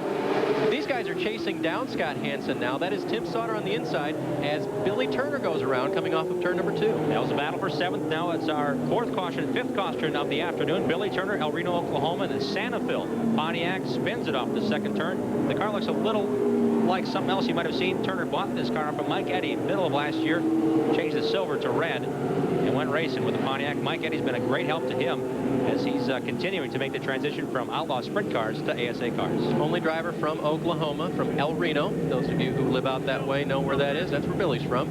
And wants to make it big here in ASA. He's just getting his start now. We're going to take a break and back with more action here at the AC-Delco Challenge Series season opener from Kenly on this race. And what a great race we're watching. What's happening on pit lane? We'll find out with Sandy Hang. Well, right now you're looking at Ray Skillman's car. They dropped a valve. Unfortunately, his other car that is driven by Junior Hanley that's right behind him is also in the infield. It's looking ugly here, guys. they had a brake problem. The other end of the infield, way down there, you can see Russ Gamster's problem. His brother George, the crew chief for that team, says they've got an ignition problem. And standing right next to me, Aaron Huff, you've also got motor problems. Gee, what a tough break. And, you know, we thought your brother was going to hop in the car for you, and doggone it, the car gave up before you did. Yeah, the Lee's-in Sweets Pontiac was running pretty good. I mean, we qualified good, best qualifying I've ever had at ASA, so got caught up in the first wreck, and I think right then something happened to the motor, and we just was going to try to finish, but it didn't happen today. You know, we've talked a lot about the tires in the new compound this year. How are the tires handling for you on the track? They're a lot softer, and the cars were really sticking to the track, so I don't know a whole lot about them, so they were working good. Okay, that's Aaron Huff. Fortunately, one of those drivers that won't be seeing any more seat time, at least today. Aaron Huff making the transition from international cross-country motorcycle racing to four-wheel action, has some modified experience. And here's some other cars, as we showed you, some cars behind the wall. Russ Gamester was very hopeful for today's run. And now we see the second-place car of Tim Sauter. Speaking of problems, check out where it says Pontiac on the back panel there. That's a lot of black dust collecting there. Looks like it may be a rear-end problem for that Leo Motorsports Pontiac. Jim, they haven't had a good day from the start. When they fired up the motors here to warm them up a little bit after noon, the starter was bad, and so they had to replace a starter here on the grid under the supervision of ASA. So kind of going from bad to worse right now for Tim Sauter, the next Sauter to take on the racing world. What's impressive is that he's running second on the racetrack. He's held his own and has yet to pit. Continues on here. We'll see how long he will last and if the problem will dissipate. He's chasing down Dave Sensiba now. He'd like nothing more than to at least get in the lead and to have some front time, pick up some extra bonus points if that thing is going to go on him. So here he goes down to the inside of the number 6 car, Sensiba. Sensiba came wide off of turn number 4, leaving the lane open as if he opened the car door, and Sauter's going to step right in here in the 55 car. Meanwhile, to the outside, Jack Landis. He runs in third right now. He may take the lead over both of them. Well, that Maisto Toy collectible number 07 is extremely quick here. Landis, last year, 4th in the rookie standings, and extremely quick here as we've all made pit stops. All the cars have come down for at least one pit stop. 145 laps are in, and Landis looking for the point. Jack running to the outside there in the 07 car, fielded by Noah Yoder. Noah's been here forever. Jack in his second year for the team. Up the season a year ago with a 6th place finish. High hopes for that team, and he had some problems with some ignition problems. The team went completely through the car throughout the year last year. They now have 2 cars complete and fresh for the season, so we'll see if that Adirondack International Speedway sponsorship will help this team stay at the point. And Jim, this is great. Tom Lucas has been the crew chief on this car along with Noah Yoder for a number of years. This is Tom's last race with the team. You know what he's going to do? He's going to retire to the Cayman Islands and open a restaurant. What about a racing theme to it? Because he might have a trophy to take home with him if Landis continues to run as strong as he is today. Running in 4th is the 83 of Andy Bozell. He's the red car coming into the picture in the DeBrew Chevrolet. A limited schedule for this Kalamazoo Speedway driver, making the step up with Denny Crookston, and he's extremely strong here. In 5th is the 52 car of none other than Scott Hansen, who's now battling with the outside pole sitter, 18, Mike Miller for that position. Miller's in 6th. And then comes Steve Carlson in 7th as we see some great action down the front stretch. Here it is for 8th. Sawinski on the inside of the Ringers Resource Pontiac. Well, that's 5th, 6th, 7th, and 8th. Here comes Sawinski. He led most of the way early on. He has been in the pits, picked up some new tires, maybe made an adjustment or 2 on that Pontiac. And I don't think it slowed him down a bit, Jim. Did you see how Sawinski turned on that last turn coming off of turn 4? His left sides were on the yellow line until the pit lane started. He's handling extremely well on the bottom. Gripped it. And I think, you know, Aaron Huff made a comment about the softness of the tires. I was thinking, yeah, Aaron, that's great. The car gripped wonderfully, and he just wishes he would have had more motor today. For Sawinski and those that do, they are very racy. Those Goodyears, they soften them up just a little bit to make them more competitive. Now Sawinski, with that grip also comes forgiveness, because if you do lose it a little bit, the car will catch, and it'll be a lot, it might be a handful for a short time with the heat going on the tires onto the racetrack and as much rubber that's laid down. It's not quite as sunny as it was at the outset, but I'm sure the track temperature is to the point where these tires are reaching maximum adhesion. And not to belabor it too much, but when Goodyear puts out a new compound, as they did here, Jim, as we've been talking about, remember, we're still only talking about a 1/4 inch of rubber on the outside of these tires before you get to the fabric liner, and then, of course, all the air on the inside. Bias-ply tires, but only a 1/4 inch of Goodyear rubber. Excellent side-by-side racing once again. Sawinski now sawing at the wheel with Scott Hansen to his outside. They're trying to chase down Andy Bozell. They will do that with Sauter in the mix. What a great battle here. 12 cars now running in a pack off of turn number 2. This is unbelievable. Down to the inside now. Bozell going for that third place spot. Sawinski trying to follow him through. And in that same inside line, Mike Miller, who was strong earlier. Sauter now is showing more signs of black on the back of his white Pontiac, and that's a telltale sign it's going away. What is a concern now for Scott Hansen is seeing that black smoke. And number 1, his windshield is getting full of oil, and number 2, potentially, that could go at any time, and he's directly behind him in that white 52 on the outside. Looks like a trophy dash, Jim. Almost 3 wide down the front straightaway. Sawinski will duck back in. Look at this pack of cars. This is great. This is what short track racing is all about. Meanwhile, the leaders have skated away, but all the fans are watching Tim Sauter and his run in the 55, the 83 of Andy Bozell. 1 is Kevin Sawinski. This is all for the middle of the top 10. Meanwhile, Jack Landis is just kind of broken away, running on his own out there. He has 25 car lengths on Dave Sensiba, running in second, same distance back to this melee. This is the battle for third on back, and as we see Scott Hansen now to the outside of Andy Bozell. Maybe the outside will be a little bit better this time by. Again, it's just a 4/10 mile oval here in Kenly, North Carolina. Getting around here in under 15 seconds. Here's Joe Knott on the outside of the 48 car. We saw a quick look at him and Matt Kenseth battling side by side. Joe is another one of the cars that has to pit on the backstretch, so he may lose some positions that way. He's very strong on the racetrack. 3rd through 12th in a bundle, and turns 1 and 2 to the inside is Andy Bozell trying to get grip off the turn. Now he slows slightly, allowing Sawinski to advance. Sawinski had to wait till Raines made a hole. Now Raines checks up. He gets on the binders, gets it back and forth, and Sawinski to his inside now. And Bozell drifted up a little bit that time. Carlson had to take some evasive action and go high, so you have to pay real close attention right now. Now it's Scott Hansen's duties to get by Tim Sauter's 55. Sauter maintains the outside line. Andy Bozell was up to the task for a while. He's now faded back in that pack. It's Hansen in the all-white 52, looking for sponsorship, looking for third. There is Jack Landis, went through the picture. There was Dave Sensiba, and here is 3rd through whatever. They're battling hard for it. Now Sawinski to the inside of Tony Raines, and they may have traded some paint there, but again, they race extremely close here on this oval and in the series in general. Looking at how things shape up here, Sauter with a slight edge over Hansen. Now Raines is going to come in the mix. I would think as many laps as these guys are running, they might get a little ill-tempered. I would think 165 laps into it, they want to advance. Jack Landis has a half-lap lead on this pack, 3rd on back. So if you are quicker, like say Kevin Sawinski is at this point, or Steve Carlson, they might be making some nudges to get on by and get up to the leader. And for Landis right now, it's pretty much just showtime. He is going to have to pit probably opposite of these guys. In other words, next time there's yellow, they may not all come in, and Landis will certainly have to. But hey, for right now, what fun. And we mentioned there's a back pit here, so if this pack does get broken up by a caution and they do come down pit lane, 12 cars of the 32 starters are pitting on the back straightaway pits added here at Kenly for the large field for ASA. Including our leader right now, Jack Landis. Landis now with a full straightaway on 2nd. The West Michigan Auto Auction number 6 of Dave Sensiba. He's already out of the picture. And again, what a great race here we have. For 3rd place in the season opener of the AC-Delco Challenge Series, Tim Sauter. What a valiant effort for that Ware Chevrolet sponsored Pontiac. He knows he has a problem. He continues to run in the 3rd position. Nobody's quite up to the task. Now Hansen drops back slightly. We'll see if Raines goes to the inside as Sauter is determined on the outside line. Raines will pinch it down off of turn number 4, but continue to follow him. And there comes Kevin Sawinski, the 3-time winner last year. They call him Kevin Sawin-Win-Winski.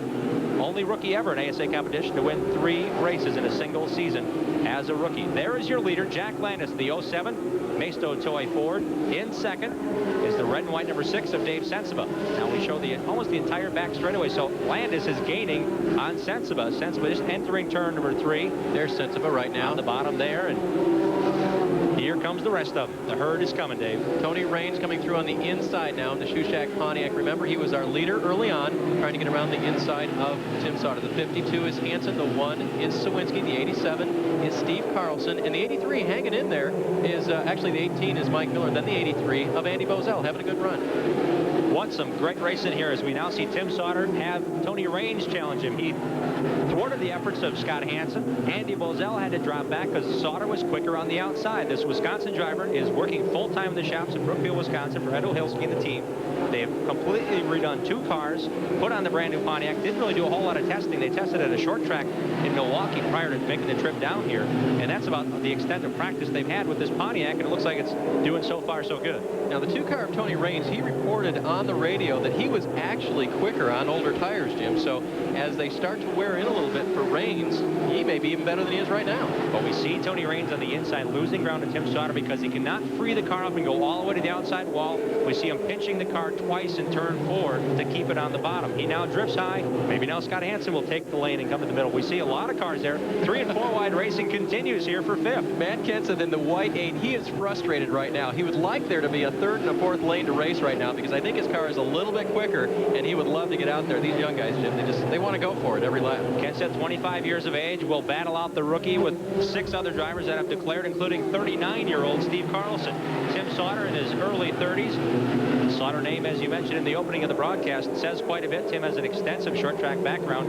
Really hadn't run a full season with any series, but enough series experience to get noticed by Ed O'Hilski.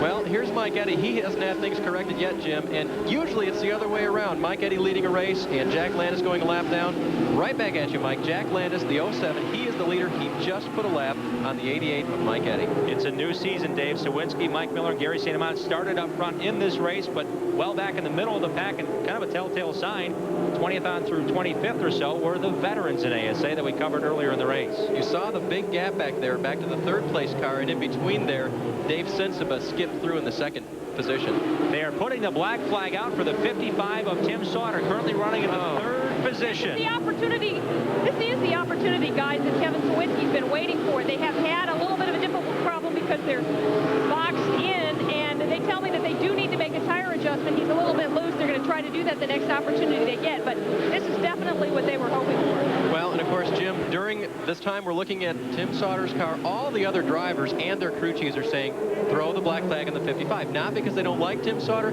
it's just that he's laying down oil and he's covering up their windshields, and they'd like to see him out of there. Apparently now he is going to have to go into the pits and report to an ASA official. And kind of comically, for the last 40 laps, he's been able to beat these guys, so all the more reason to complain, hey, this guy's in oil, I can't see, he's faster than me right now. Let's get him off the racetrack. Now, big disappointment for them. They're going to go a lap down, probably several, while they try to figure out what is going on down there for Tim Sauter. As Sandy Hang just reported, Kevin Sawinski will make some changes when he comes down pit lane. The opportunity, we thought maybe even a caution may be displayed because of the oil and the smoke coming off the back end of the 55, but we stay under green here, reaching the 200 lap mark quickly here at the Tar Heel 400. Matt Kenseth now rides that white number 8 just ahead of the 1 of Kevin Sawinski, and now Hansen ducks in there for 5th. He's looking for 5th place right now. The 52 car of Hansen is running 6th. He will try to get to the inside, and he's going to do it coming off of turn number 4 for 5th, but Sawinski gets a good grip, little bobble, and he holds that position. Boy, he stuck his nose right in there, and it continues to be at the side door of Kevin Sawinski. Sawinski gives him the room on the inside. Coleman Racing Products Pontiac now into turn number 3. These guys battled it out a lot of times last year. They were outstanding and dominant along with Tony Raines. These 3 drivers led more laps than any other combination of drivers. Sawinski, 3 wins last year, 3rd in the points. Hansen had the point lead for quite some time until late in the season. Wow, Jack Landis is coming up to the back end of all this action, and he may put a lap on the entire field if he's not careful. He hung it out for all it was worth on the last turn there off of turn number 2 as if he was on a qualifying run. You gotta admit that he's probably smiling ear to ear behind that face mask and that helmet. Jack Landis is a campaigner on short tracks around Ohio and Indiana, but really got his first big break with Noah Yoder just last year when he ran for Rookie of the Year. So getting a good run now out of Jack Landis. Again, still your leader in the Maisto Toys Ford Thunderbird. Let's now check in on the Tim Sauter situation. He was running 2nd, and now he's on pit lane. Well, apparently he didn't have the problem that ASA thought. Terry Evans, his crew chief, is with me now. Terry, what was the problem if it wasn't a motor problem? The problem is the rear end got overflow on the breather side and just coming out of the breather unit. All the plugs, everything's in good shape as far as our rear end is doing. ASA said you could go on back out. No, ASA said we checked it. The drain plugs are in. The rear end is fine, so they're letting us run the rest of the race.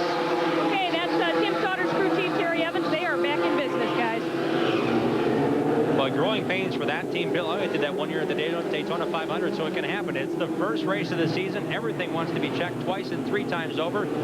Great race we have on hand. Extremely competitive as these teams waited quite some time to get back on the racetrack since November. The ASA circuit has been off, and what a great season opener it has been. 190 laps complete. The battles are finally starting to settle down ever so slightly here. We continue to watch the battle now for the 6th and 7th position now. That's a 10th place car of the 81 Harold Fair, 9th right in front of him. And here is Jack Landis, 15 cars still on the lead lap. Jack Landis continues to show the way in the Noah Yoder Ford. Off of turn number 4, we're coming right back under green at Kenley.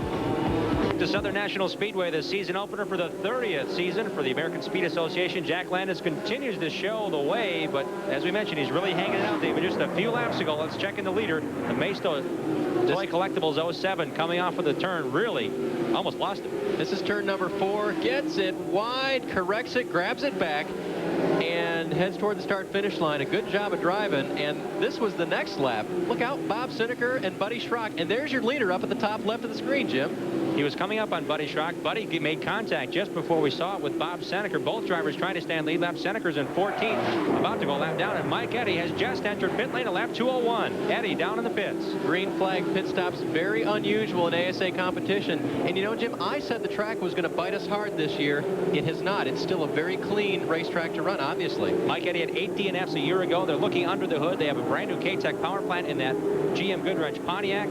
The hood goes up and they're going to change tires while he's on pit lane under green. Mike Eddy will go some laps down. So will Bob Sineker. Ford against Ford on the outside. The 07 car. Jack Landis the leader. He's going to try to get by Bob Sineker in 14th, and then Joe Knott in the 13th position gets by Sineker, about to put Knott a lap down. Look how high he's running too, Jim. He's really making that top line work. On paper, coming into this season and even in this race, you would not expect Jack Landis to lead. He is now continuing to knock out all the heavyweights. He's seriously becoming a contender in this race. He's put Bob Sineker a lap down. Mike Eddy's behind the wall. He's just blown by the 48 of Joe Knott. These guys have continued to impress us. Now Jack Landis raising that level, coming up just one more step into the heavyweight division. Sandy, Hang, have you got an update on Mike Eddy? Well, you're looking right now as his crew looks under the car. They tell me they've got a problem with the brakes. They've just put a little fluid in. Look at them working down around. Also, they're putting on 2 right sides while they're at it. She's going to see Howard let out, or excuse me, Howdy Thomas working over here on the right side. I don't know. They may not be getting out as soon as they had hoped. See Greg Dean, the gas man, holding the hood up there, and a brake problem, very much a concern, as you mentioned, Dave. Brakes are a big deal on a short track like this. High bank, very quick racetrack. 86-mile-an-hour average speed under green here. They run it fast. Nobody's running faster right now than Jack Landis. Look at him blow by Harold Fair in the 81, and he will continue. Look, he's after Tony Raines now. He is going to put Tony Raines, one of the leading contenders, a lap down. Landis, Mike Miller, the leaders. After 200 or 400 laps, we look at the mid-race rundown. Scott Hansen has continued to run in the 5th position or thereabouts with that great pack of cars. 8th is Gary St. Amant in a Chevrolet. We continue to watch the racing here. Landis continues to pick him off. He just put down the 9th place car of Tony Raines. This is incredible. This car has won before. You know, Noah Yoder, they won at I-70 with driver Todd Forbes, so they're not unaccustomed to winning, but this is incredible. Jack Landis is on a roll. It's a very pleasant surprise for this team based in Ohio. Noah Yoder Ford in Bryan, Ohio, the main backer, along with some other great sponsors that have come on board this year. Adirondack International Speedway and Line-Decker Excavating. Can't say enough for the preparation these guys did over the winter. They're extremely quick right now on the racetrack. The only guy that looks to be quicker on the racetrack is Matt Kenseth on a given lap. We have some lap speeds available to us here in the tower. And looking at how quick he's running, it's not consistent, though. The only consistent race car out there continuing to build a lead is Jack Landis. Jim, these guys are out of tires. Look how high Joe Knott's running. Look how loose Steve Carlson has been getting. And look at the Goodyear people saying, gee, here's a good test of how far these new Goodyear Eagles are going to last. Because right now, at this point in the race, it looks like they're about done. And Goodyear did make a change in the compound after the majority of these ASA teams tested at this racetrack. Let's check in with Sandy Hang. Well, I'm here right now live with Noah Yoder. He's beaming away with Jack Landis, taking up all those lead laps. How are the tires holding out for you? The tires are wearing well. Yeah, the tires set up good, so it makes the tires well. We'll come in and put rights on it here in a little bit at the next caution. We watched you get a little loose back there. We watched you get a little loose back there. Is everything all right in the cockpit? Yeah. I just want to thank Paul Line-Decker and Maisto and everybody that's helping us out. Adirondack Speedway, Noah Yoder Ford. It's great. Well, you you can tell the mood down here in this pit. Everyone's pretty doggone excited about leading these laps. Jim, look at Jack Landis trying to get around Kevin Sawinski. Sawinski is using up the racetrack right now. And Sawinski will he or will he not be the next heavyweight to hit the mat as the 07 of Jack Landis continues to knock him out here. He goes way up the racetrack, well up into the gray area, trying to keep the wheels underneath him. He's now put the 8th place car of Kevin Sawinski 1 lap down here at Kenley. Bob Seneca now running the outside line with Jack Landis. Hey, if it works for the leader, I'm a lap down. Let's see if I can follow him through and pick up a position as Seneca looks to stay in the top 10. The 07 car of Jack Landis, a surprising and pleasing winner, a leader here, over Mike Miller, Matt Kenseth. You want, you've got it here on TNN Motorsports. The ASA season opener has many, many stories to tell. Jack Landis is the leader in the 07 car. A lot of teams made pit stops, including Landis.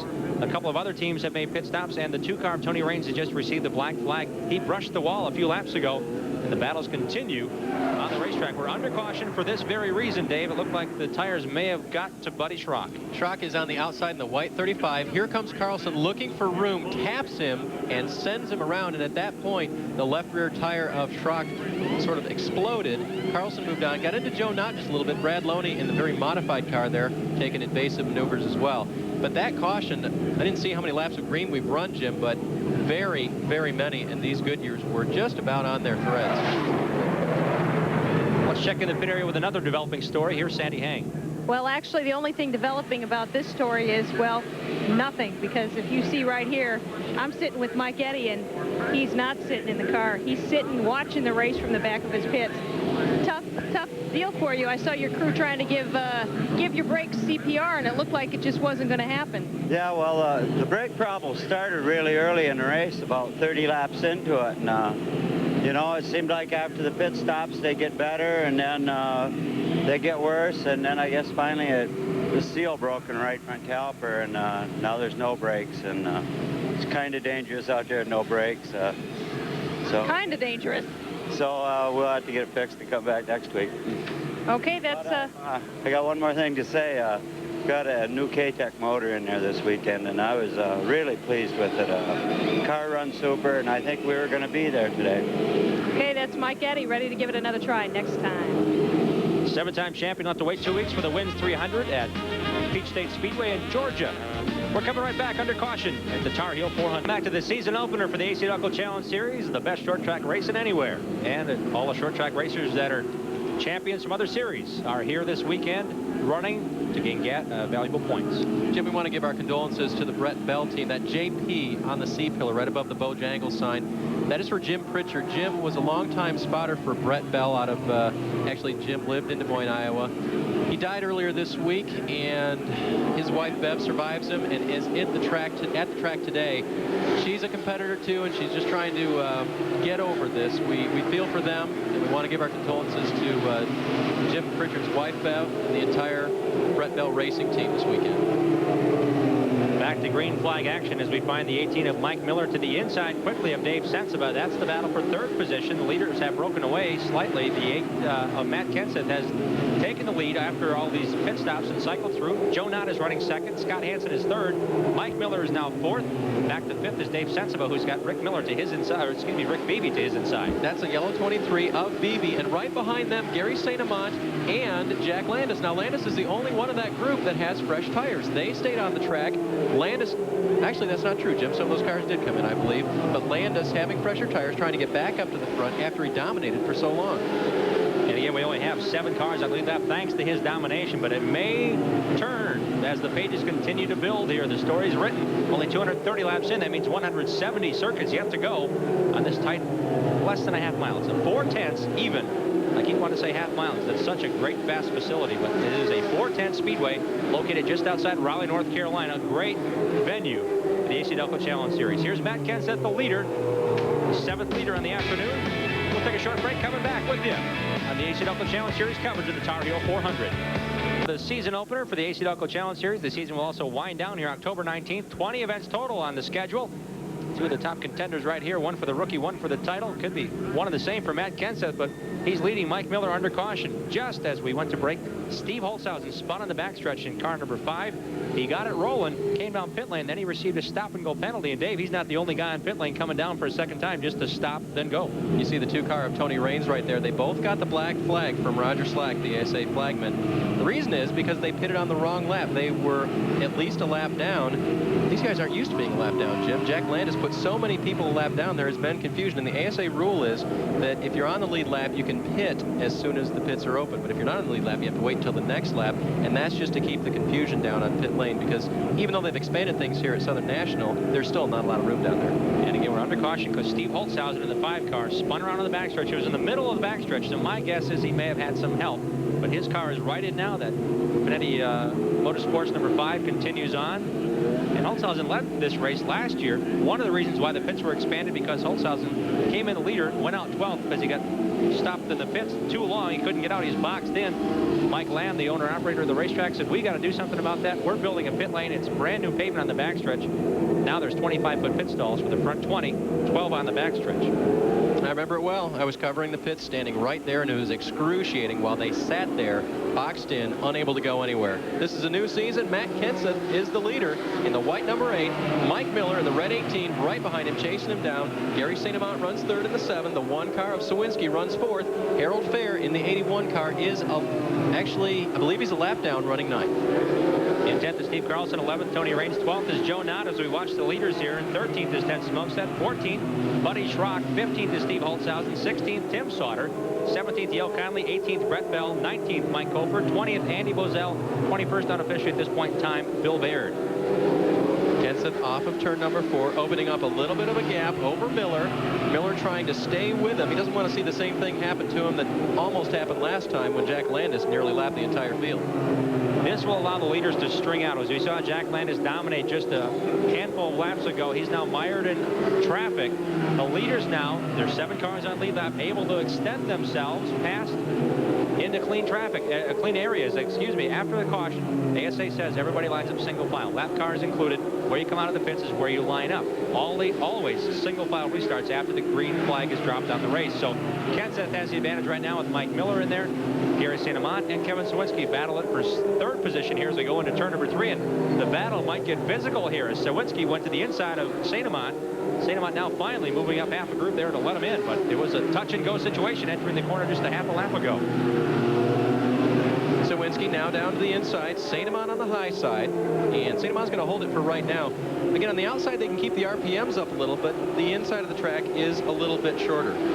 As we noticed these 2 cars running side by side, there was about a 100-lap segment in this race where the cars did not come down pit lane. The tires were getting greasy, getting used up, as they say. And you can see the 2-wide racing here is excellent. They just changed tires on these cars. The Goodyear Eagles are sticking to the racetrack again. But a couple laps ago, Steve Carlson was not so fortunate. He actually got into Buddy Schrock because he couldn't hold the inside position. Now we, again, see two great teams battling out here on the racetrack. Sawinski now trying to get his lap back. He's got a few cars to pass in order to do that, including St. Amant. St. Amant is running 3rd, but Sawinski not on the lead lap. So battle currently not for position, as Ted Smokestead is also laps down. So your leaders, Matt Kenseth and Mike Miller, trying to get away from the 7 car. The 4th place car is Scott Hansen. 5th now is Rick Beebe. 6th is Dave Sensiba. And 7th was our previous leader, Jack Landis. And now we've got trouble over in turn number 3 as Mike Kofer goes around, misses everyone. Mike Kofer spun sideways. He and Brandon Sperling were running extremely close entering the turn. The Black & Decker Versapack Chevrolet of Kofer now gets righted and continues on, and Sperling makes the hard left behind pit wall. It may have been a situation where Sperling was coming in the pits. Kofer was coming up on him. There was a lot of traffic around those 2 cars, and Kofer spun sideways, just half a spin, but long enough to bring out the caution. Brandon's had a tough day. Again, they've got a new situation this year where that car is being fielded out of the Glen Allen Senior Shops in Cincinnati. Glen's brother-in-law, John Boskin, is the crew chief on that car. So it's kind of a new relationship. Not a real good start for him this year, but Brandon is a good driver. He'll get it back together. Here's Kofer going to the outside of Sperling in the 51. The 79 of Kofer going around now, and it may have been Brandon slowing down that really distracted Mike. And Kofer had Tim Sauter to his outside in the 55, so it was a matter of not enough room for the meat in the sandwich. Here's Gary St. Amant on pit lane. He lined up right next to the pace car as soon as possible. Now Kevin Sawinski will do the same. St. Amant still on lead lap, unofficially in 3rd. Now he'll go back out. He'll run on the racetrack no worse than 7th against 7 cars on lead lap. St. Amant the only one of those leaders to come down pit lane. There's the 79 car of Mike Kofer bringing out this caution. Interesting story. He used to place kick down here in North Carolina State. A good friend of his dad runs what's called Dick's Hot Dogs over in Wilson. Very famous place. And they put their name on the car this weekend, kind of reunited. Big fans down here for Mike Kofer in North Carolina. Quite an ovation. He got a driver introduction as well. The fans got on the racetrack for at least an hour, right up next to the race cars, meeting these drivers in the ASA. We're coming. Just got the green flag on the Tar Heel 400, 255 circuits in. Matt Kenseth is the leader. Mike Kofer is now in the pit area. The Black & Decker is number 79. Sandy Haig is there. When he spun out, they said that they may have caught a left rear tire, and that was their concern right now. And as you can see, they're trying to put that new left rear tire. He's down and away. There's a lot going on here in the Kofer pits. I tell you what, you can see that right behind him there's Seneker. He is inside his car working there, replacing a fuel pump right beside Mike Kofer's pit. And also in Mike Kofer's pit, a very good friend of his, a San Francisco 49er. You might recognize this guy as Harris Barton, the number 79 car and the number 79 player for the 49ers. Here cheering on your old pal, right? Well, it's a pleasure to be here today. You know, Mike Kofer's an old friend of mine. He's done a great job getting into racing. This is his rookie year in the ASA, and we're excited to see him improve and get better each week. So you're spending some of your off season here at the racetrack. This is actually the first time I've been to an ASA race. I've been to the Indy 500 once, but seeing it on this level is really kind of exciting because, it's nationally televised by TNN. Got big sponsors out here by Black & Decker, sponsored by Mike's car. It's got a good crowd. It's good racing. And no, you guys, I'm not taller than he is. I'm standing on a tire. And Harris Barton, I think, will become an ASA fan after today. A lot of fans here in Raleigh, North Carolina, or near Raleigh, and Kenly, North Carolina. I want to thank the fine folks, the Lamb family, for having us here today. A great racing weekend. They want to pass along that Bill Bridgers, Southern National Speedway track officials on the men. They certainly want to send along their well wishes to Bill. And we continue to watch some great racing on the racetrack, Dave Burns. And we're joined by Sandy Haig. I'm Jim Trado. And couldn't ask for a better venue and a better day for racing. Kenseth, Miller, and Beebe now knows the tail in the backstretch for the lead. Everything about the day has said ASA racing, and this is the focal point. Close racing. Matt Kenseth in the 8 car, your leader. There you see the rundown. Mike Miller running second. Rick Beebe running third. And they have been battling it out for the last few laps as you've been watching as we've been talking to Harris. And Mike Miller wants by in the worst way. Matt Kenseth just a little bit faster, and Mike hasn't been able to wedge his way by quite yet. Mike Miller is a KG veteran. He won 3 races last year. He came back to ASA in 1993. Struggled some. He said it's the worst feeling and the best feeling running and racing a race car. He said you're on top of the world when you win. When something goes wrong, there's no other feeling like it. Looking at this race here, another battle shaping up on the racetrack. They were the top 3 a minute ago. Now we go back to 5th. And this is the 6th place car of, yeah, actually you're right, no, 5th is Gary St. Amant. But here's the lead again. We can't handle it all. Mike Miller now going to the inside in turn number 3. Matt Kenseth forced up to the outside, and here comes Rick Beebe in the 23. He's going to grab second while he's at it. Well, Beebe will get by on the inside. Kenseth was the leader. Now the 6th leader of the race is Mike Miller. He led early on. He started outside row number 1, the AFC 1000 Pontiac. And he gave up the lead to Kevin Sawinski, who led for a while. And Miller back at the point. Carl Hyland, his crew chief, making the calls, and Sandy Haig is in his pit. Well, I tell you what, I was in Mike Miller's pit just a little bit ago, and I was talking to his crew chief, Carl Hyland. He dropped back in the early part of the race.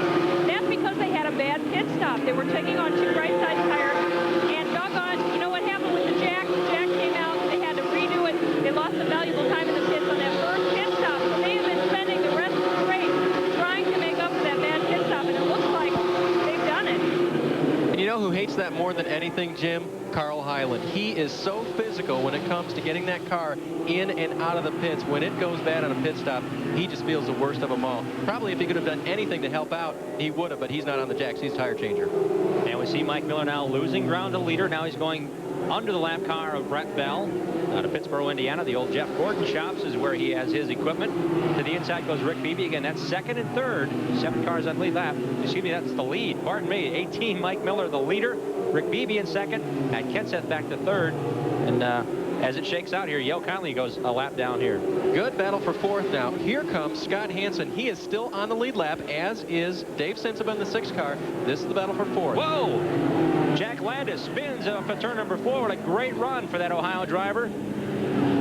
Dominated the middle portion of the race. The crews came in for pit stops.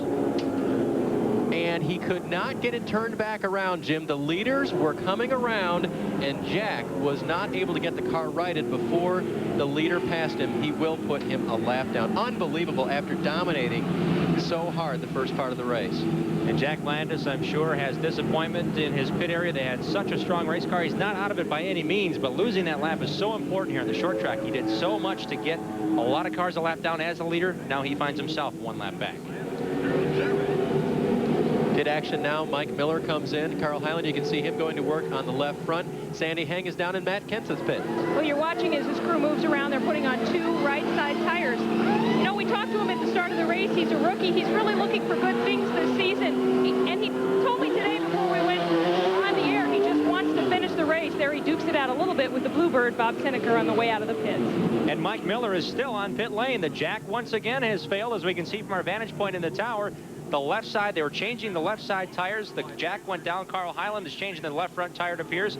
Now they put the Jack down, and Mike Miller, an extended pit stop. He will beat the leaders out, but he lost a lot of ground. Kenseth was well out ahead of him. And I said something about Carl fixing it if he could. He ran back from the left front tire, jumped on the Jack, and got it back up in the air. And unfortunately, that is valuable time lost for Mike Miller. He's not going to lose a lap, but he's going to be at the tail end of all this pit action. We are under 8th caution here. 274 circuits complete in the Tar Heel 400. The fans short sleeve to join the afternoon to green as Roger Slackett furls the green flag on top of the starter's stand. And the AC-Delco Challenge Series powers down into turns 1 and 2. Now into the 17-degree banking in turn 3. Rick Beebe, the leader. 1 lap down is Tony Raines in the 2 car. Great action here. We just came back from a caution. Jack Landis was leading the race. There were some pit stops made. He was running 7th at the time. He spun, causing the latest caution. That was the 8th caution. Just get back to green. Rick Beebe now thinks it's his turn to check on out and see how things are at the point. Let's check in the pit lane with Sandy Heng. Well, I'm standing by with Mike Miller's crew chief, Carl Hyland. I saw you duck into the pits twice. What happened this time? Well, we've got a few new members on the pit crew. Had a Jack to fall on us, and we had to come back in because we didn't think we was going to get the tires on the time without going a lap down. So we came back in for the ASA 1000 Unicell Pontiac. We'll be all right. We're going to come back to the front. The car's in good shape. Mike likes it. We'll be there at the end. Okay, that's Carl Hyland. And they got a learning curve going, and they hope it's going up. Here's Tony Raines getting his lap back now, Jim, from Rick Beebe. He is still in the 7th position, but on the tail end of the lead lap. Let's give you a quick rundown. Rick Beebe, the 23, is the leader. The 6 car of Dave Sinsba is 2nd. Gary St. Amant runs 3rd. Running 4th now is Matt Kenseth. The 5th place car is Scott Hansen. Mike Miller, you just saw him, the 18 car, runs in 6th place. The 2 of Tony Raines is 7th. 8th now, Harold Fair. 9th is Jack Landis. 10th is Steve Carlson. Rounding out the top 15 are Joe Knott, Steve Holzhausen, Tim Sauter, Buddy Schrock, and that rounds out the top 14. And looking at how they're running here, the 23 car is the race leader, Rick Beebe. At the very end of the lead lap, just getting a lap back, is Tony Raines in the Shoe Shack Pontiac. Kind of rolls off your tongue. It does. You know what kind of shoes we can get at the Shoe Shack? Trouble on the backstretch. There's a hood on the middle of the back straightaway. Somebody lost the hood. It's not from Brad Loney's car. His hood was pulled off in the pit area, but there's a hood bouncing down the backstretch. It could be Mike Cofer's, Jim. He is hoodless at the moment in the 79 car, the Mercer Pack car. It's going by right in the air. Full contact on that car today, you think? Yeah, he got involved very early on. He was one of 3 cars in a caution. The accordion action caught him up. He had a fender bowed out on the fiberglass. It might have sheared off some hood pins. And now Kofer without a hood might run a little bit cooler, but not quite as quick. You saw Tony Raines ducking around in the 2 car. He's really happy. He will get his lead back. He will be back on the lead lap now. It's Tony Raines in the 2 car after a good start today. Led a few laps. And Mike Kofer going by his hood now, and get a chance to see if it indeed flew off or fell off or exactly what happened here. Oh, there it is. It flew off. And if you notice, you can see these little dots in the white part. That's where the hood pins adhere, and the hood pins are actually still in the hood. That's a very lucky break for the guys going by. If that was in the groove, driving over those studs that hold the hood on, could have caused some serious tire problems.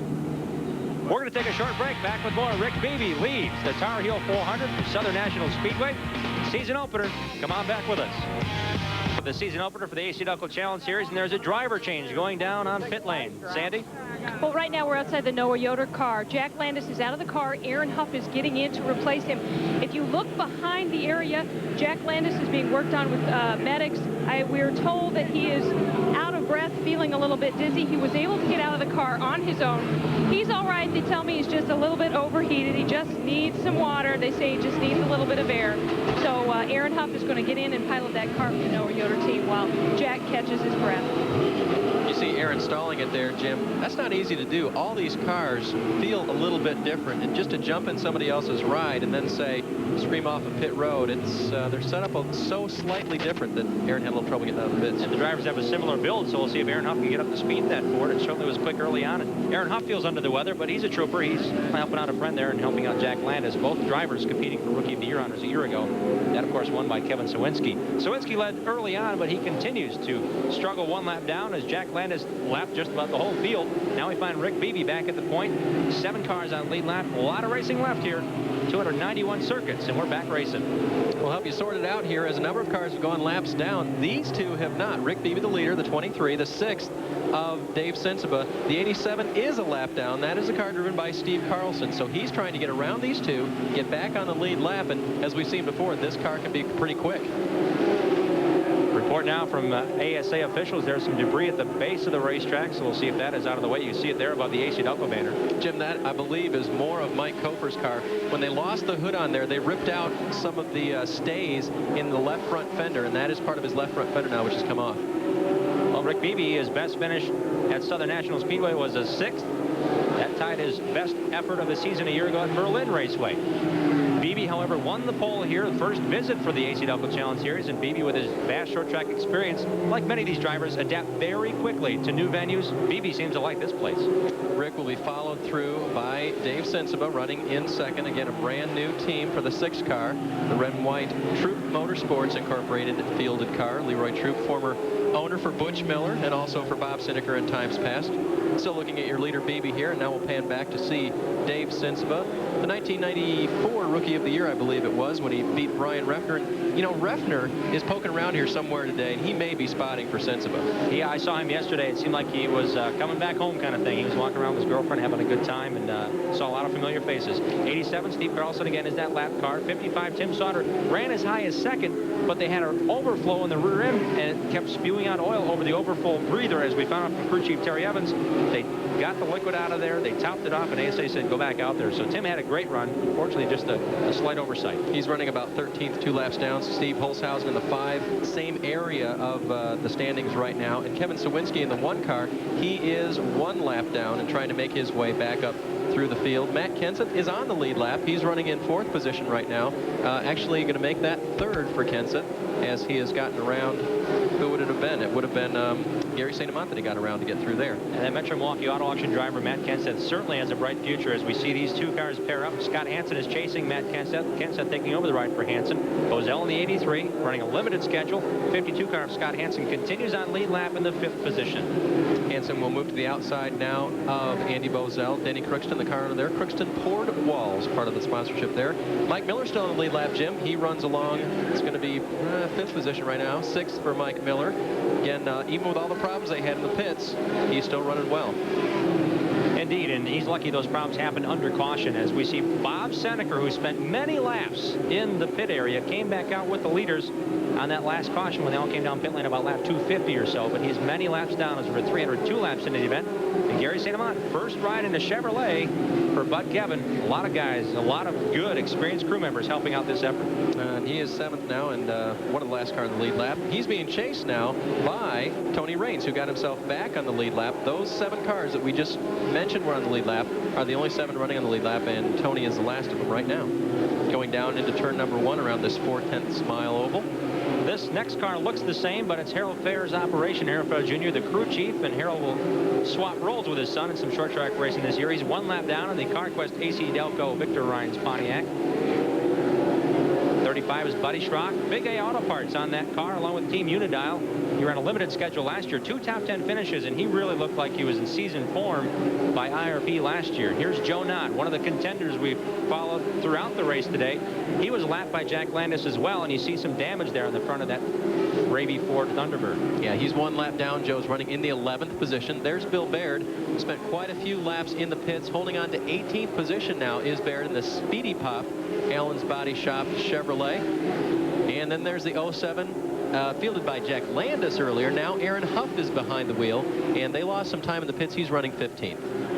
And there's Brad Loney. He's 122 laps down, and I'm sure more since he came back out on the racetrack. Russ Gamester spent much time behind the wall. He's had an ignition problem in the all-white 46. Russ is extremely high in running ASA. He wants to do this. He was the rookie runner-up in 1993 to Randy McDonald. Knows what it takes. He likes the competition here. Tom Jones, his 17th straight ASA start for the season. His 17th straight season opener, only second to Mike Eddy's 22 in a row. Jonesy is now running in 21st position and looking for sponsorship on the Zero car. Nice, beautiful red and white paint scheme there to put on your sponsorship. And we find ourselves back to the leader, Rick Beebe. In his St. Louis gear, number 23 continues to lead the way. It's his turn at the point. We're coming back for more of the Tar Heel 400.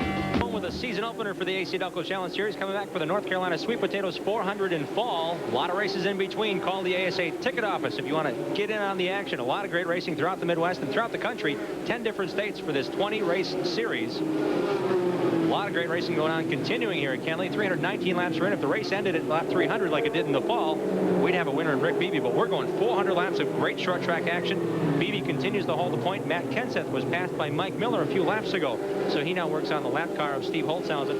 Holtzhausen qualified 6th, has run top 10 throughout, but he spun on the backstretch and lost a lap, and Kenseth in that white number 8 continues to battle on lead lap. A very strong showing for that Cambridge, Wisconsin rookie. Holtzhausen in the 5 car, he is running 12th, and Kenseth was dumped back to 4th with Mike Miller going through and picking up the 3rd spot. Second is still Dave Sensiba running strong. He's chasing down Rick Beebe, our leader. Well, you know, Dave Sensiba last year admittedly said, I should have won 2 or 3 races. He's quietly putting an effort together here, reminiscent of last year when his car is good enough to win. There's one car out there better right now, but Sensiba has not been out of the top 5 since very early on in the race. Car number 6 is Dave Sensiba running for Leroy Troop this season. He started 9th. Again, that Engineer Polymer Products Pontiac is extremely strong in the first race of the year. Here's your good battle for 4th now. Matt Kenseth being pursued by Tony Raines, who was strong enough to get by the leader and get back on the lead lap. He had lost a lap earlier. Jack Landis put him down, and he struggled to get back on. He's now going to try to run down Matt Kenseth for 4th. Now, Matt Kenseth is running an extremely smooth lap, and we see Tony Raines, I don't know if he has more horsepower or more tires or better handling at this point, but when Raines came on the backside of Kenseth was smooth in, smooth out. Raines was jumping on the gas, jumping on the brakes, really working that car into turn number 3. He's not gained on Matt, but I think he's figuring out where Matt may want to run. A couple of cars ahead of him there, and Raines will make it a dogfight for Kenseth to hang on to that 4th spot. Again, that is 4th and 5th. There are only 7 cars remaining on the lead lap. The 6th place car of Gary St. Amano is about 15 car lengths behind these guys. And then the 7th place car of Scott Hansen is a good straightaway back. So those 7 cars still very much in contention. Number of cars 1 lap down. That, again, were put down laps earlier. And on the racetrack, we see Matt Kenseth with, again, under 75 circuits remaining. Quick laps clicking away here. Time maybe on the side for Rick Beebe, but look here. Tony Raines to the outside of Matt Kenseth. The Metro Milwaukee Auto Auction Pontiac of Kenseth to the inside, allowing Raines to use the outer groove here in the 17-degree banking to pull even and now pull ahead down the backstretch here at Southern National. Into turn number 3, Raines will go. Raines will go to the outside of Holtzhausen. And we have a caution. You can see the debris flying there as Tom Jones rolls by. Looks like perhaps a body panel, something along that line. And there is Mike Coper's fender. It's out of the racing groove. ASA decided not to throw the yellow, but we documented that earlier. Now they'll have a chance to clean that up and make sure the track is clear. We mentioned there's a front stretch and a back pit. Front straightaway pit, a back pit. That fender may hamper the guys on the back pit, so they'll clear that away before they open it up. Rick Beebe leads the Tar Heel 400. We're coming right back to Kenley, North Carolina with all the action of the AC-Delco Challenge Series season opener. CAT scanner along with a 1-year Racers Frequency membership from Racing Electronics to you. All you have to do is send your name and address on a postcard to Racing Electronics, P.O. Box 241921, the address on your screen, Charlotte, North Carolina, 28224. We'll announce the winner each telecast here on TNN that ASA has broadcast live throughout the year. So send in your card today. Win yourself a complete Racing Electronics package and a 1-year Racers Frequency membership. So get your postcards in now. Jim, we're going back to green. The leader is the red 18 of Mike Miller. Tony Raines in that red, blue, and yellow, number 2, is running second. They both stayed out on the track. They did not come in for tires with 70 laps to go here, less than 70. The other lead lap cars did come in, including Gary St. Amant, who's smoking. A lot of problems. Sandy Hang, what's the story? Well, during the last pit stop, Gary St. Amant's crew chief told me that Gary is not feeling well. He's overheated. He's been asking for a relief driver. He lost his clutch after the first pit stop. They've been manually pushing him out of the pits. They've told Gary, you gotta hang in there. 70 laps to go. You gotta hang in there. Sounded like Gary was going to give it a try, but they have been having problems with the clutch. They're not surprised. Also, right next door, Rick Beebe. He's also reported that he doesn't feel very well. He's also suffering from a little bit of heat exhaustion, but these guys are, I think a lot of them are going to just try to stay out there to the end of the race. At the start of the broadcast, it was 77 degrees and sunny. This being the first race of the year, the car is new, the paint is new. Perhaps some of that has to do with it as well. As you know, when you fire up a brand new race car, there's no other smell like it, Dave, but that could be playing an effect as well, with the paint getting eaten away by the heat inside these race cars, affecting the air inside the cockpit. This is the battle for the lead. Mike Miller and Tony Raines. Gary St. Amant is battling with Rick Beebe, Scott Hansen, Dave Sensiba, and Matt Kenseth. Those are the other cars on the lead lap, trying to work their way toward this duel, which has gotten good ever since the green. And again, we mentioned 70 laps under green is what they hope to do towards the finish. Mike Miller came from the bad pit stop and actually lost the left side jack momentarily. He came back, battled back from that. Tony Raines lost the lap on the racetrack after starting up towards the front. He led for a portion of this race. He now battles back from a lap down. You can see the right side of that 2 car is all scraped up. It's from altercations with not only the race cars, I think he left some paint on the backstretch wall when that car was really loose earlier on in the race. You're mentioning a lot of things that make ASA great, and one of the things is that you can't tune out your favorite early on in the race when something bad happens. I mean, these races are so tight, and the shortness of the track actually allows them to get laps back and remain in contention for the win, even when they go laps down or have problems in the pits, as we've seen with these guys. Rick Beebe slows on the backstretch. The 23 car, the St. Louis Gear Pontiac of Rick Beebe, came off of turn number 2 as if the car popped out of gear. He's now slowly making his way up on the banking, but he had his hand waving extremely slow on the racetrack. Beebe now comes down the front straightaway and will pull it to the inside. I believe the car has shut the motor off, so now he's coasting down the front straightaway. His Pontiac appears to be done for the day. We'll see if he can make the turn into the pit area and make it down to the back pit. What a bad break for Rick Beebe, running in the top 5. We just got the report he's not feeling well, but it looked like he was mechanical more than anything else, and we'll get the attention of the caution now to take care of Beebe and his race car. Yeah, they're going to have to throw the yellow on that. They usually wait and make sure that the car goes a lap down there. Sandy, what do you know about Rick's situation? Well, I just talked to his crew chief. He says he hasn't said much. They do think it's a rear end problem, but they're not sure. They're trying to talk to him on the radio, and he's not talking back to him at this point. We can see Rick there put the window nut down, and every ASA driver's meeting, they tell the drivers, if you're okay, whatever problem you have on the racetrack, drop your window nut to make sure we know you're okay. Here's the Hodges Motorsports team, disgruntled obviously because they had such a strong run with Rick Beebe running in the top. He led for quite a portion of the latter portions of this race, and stayed on lead lap, running in the top 5, and now he has a problem. Well, Dan Hodges fields this car for Rick. He puts into it what needs to be put into it. They always come prepared to race, and something just bit him today. He split time with Mike Garvey in this car last year. It's his ride for the season. So we'll see Rick Beebe again here on the AC-Delco Challenge Series. We're taking a short break, coming right back. Won't want to miss the finish of this one. The AC-Delco Challenge Series on TNN is brought to you in part by your GM Goodwrench service dealer. We want your business. And we're back on TNN. Jim Trado, Dave Burns, and Sandy Hang in the pits, covering the action of the Tar Heel 400. Under 50 circuits remain. Mike Miller is the leader. But we see Gary St. Amant, who was on lead after this point, pulling it behind the wall, Dave. Lots of smoke out of the Wins, Lane Automotive, Chevrolet, and they're going to park it for the day. Gary not feeling well, the car feeling even worse. Meanwhile, we are going to have a heck of a finish here. The top 5 cars are all running together in the track, Jim. There they are. As we follow that action, let's check in the pit area with Sandy Hang with Rick Beebe. Well, speaking of feeling well, you're flushed, Rick. You're red as a bee. You got to be hot. All right, I'm just hot. All right. Now, you were saying something with the rear end of the transmission being locked up on you? Yeah, I'm not real sure what happened. Transmission of the rear end locked up. But at first it just came out of gear, tried to get it back in gear, and just pulled her back in gear, and something's broke, and I'm not sure what happened to it. Now, we've been watching that in turn 4, a lot of the drivers have been getting swirly. How about the tires? Well, I'll tell you, I don't know how many laps I ran on that last set before we pitted, but the car was perfect. Real tribute to Terry Garrison and Kenny Houck. Had the car perfect today. I mean, it just, second half of the race was awesome. I don't know that we really needed to pit. I noticed a lot of guys were loose. We were just straight as an arrow off the corner, and we were good. A tough day then for you. Thanks, Rick. Thank you. Great battle up front, Jim. For second place, Matt Kenseth in the 8 car, down to the inside of Tony Raines. He's going to take that position and move toward the leader, Mike Miller. There he is, right there. You see the gap. That is the difference in tires. Matt Kenseth came in to pit. The 2 guys he's battling now, he just passed Tony Raines. He didn't pit.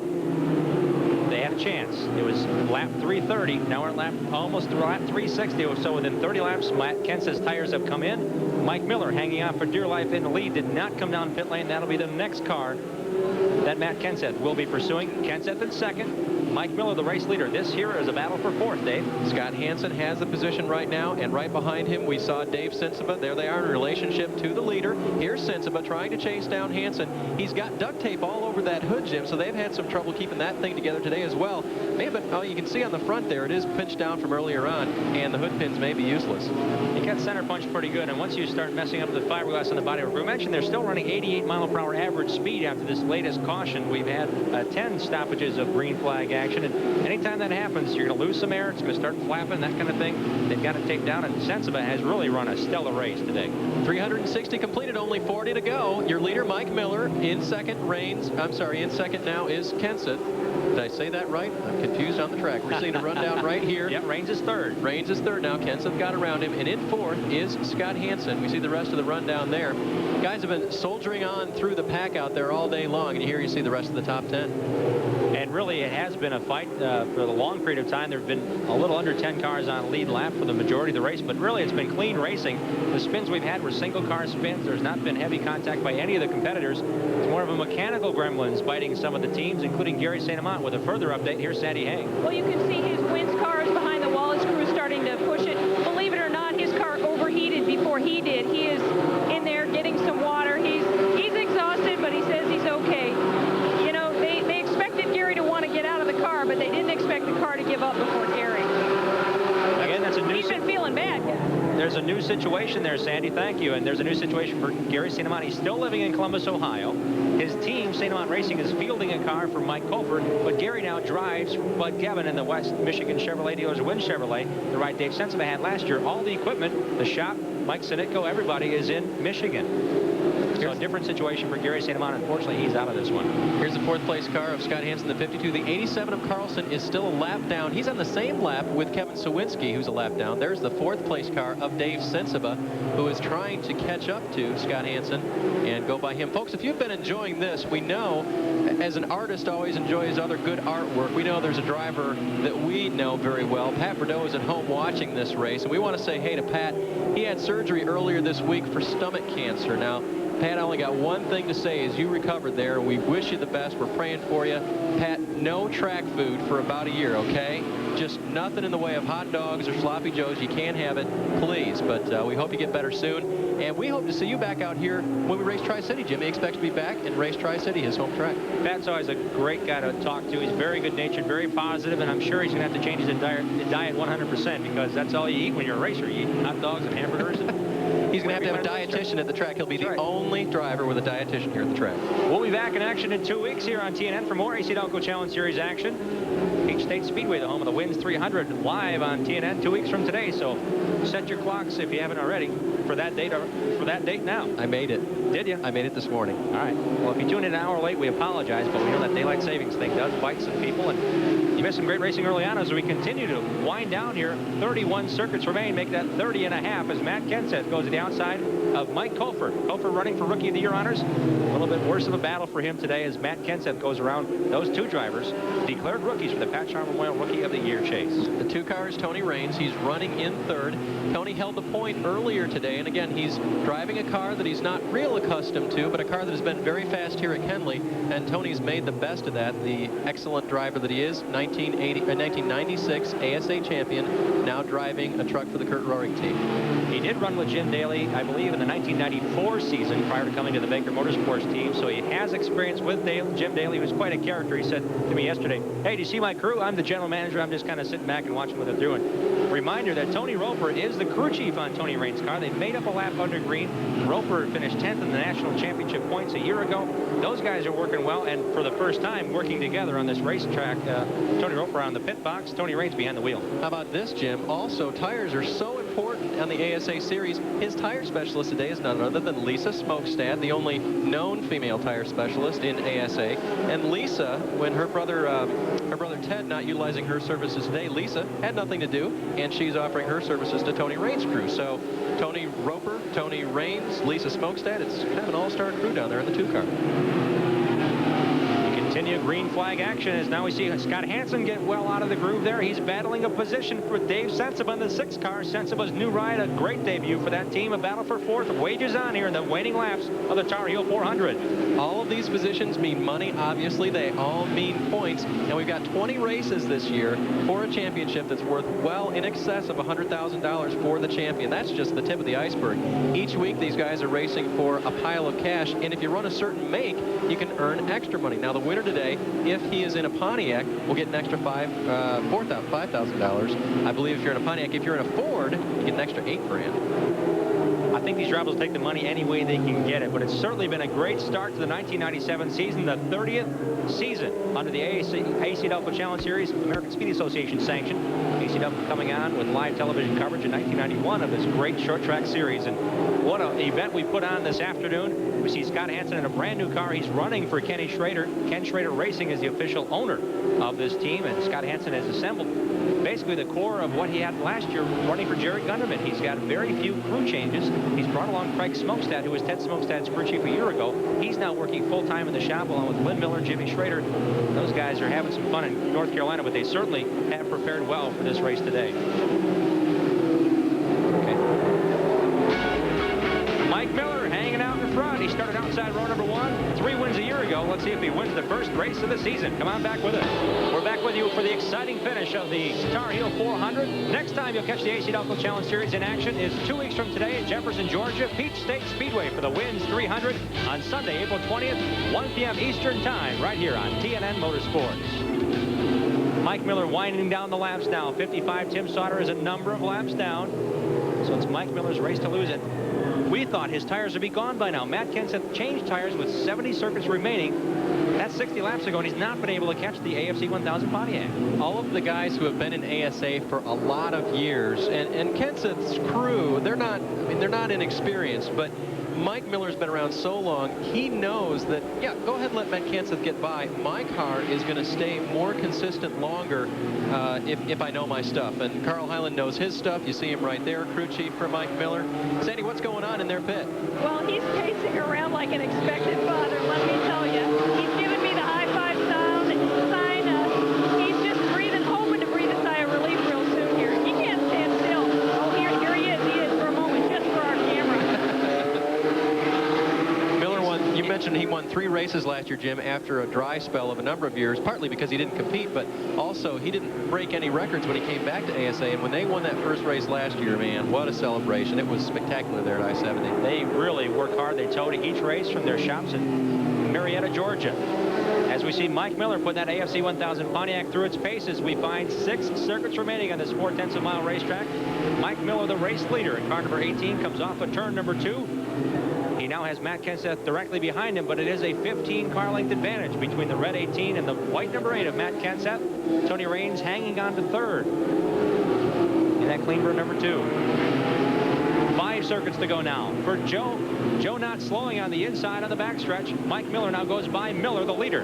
Joe has been soldiering around all day long, Jim. He was being shown in the 13th position. He may just be missing or something on the motor because they're trying to get the thing home at this point, but Joe is obviously well off the pace. Well, trying to finish the event, stay out of the way, stay out of trouble. The leader has equaled off with Matt Kenseth. The advantage has not decreased. Mike Miller and Matt Kenseth running almost identical times. 87.1 miles per hour for Mike Miller's lap. Matt Kenseth 86.869 miles per hour on that last go-round. So they're very equal in time. It appears that Mike Miller had the longevity and the smarts, along with that crew, to stay out. Matt Kenseth did what he did right. He came for a pit stop. Now he's climbed up to second. And they kept their cool, Jim. We've already documented how many problems they had in the pits. And Miller kept his cool. The whole team stayed together. 2 circuits remaining for Mike Miller out of Marietta, Georgia. He won an ASA race in 1981 at the Minnesota State Fair. He backed it up with 3 wins a year ago at I-70 Speedway, Minnesota State Fair, and Toledo Speedway. What an exciting race for Mike Miller to start the year with. He said the crew has spent nothing but the entire last month working on the AC-Delco Challenge Series car they're competing with today. And to prepare for the 1997 season, the inaugural winner of the season is Mike Miller of Marietta, Georgia.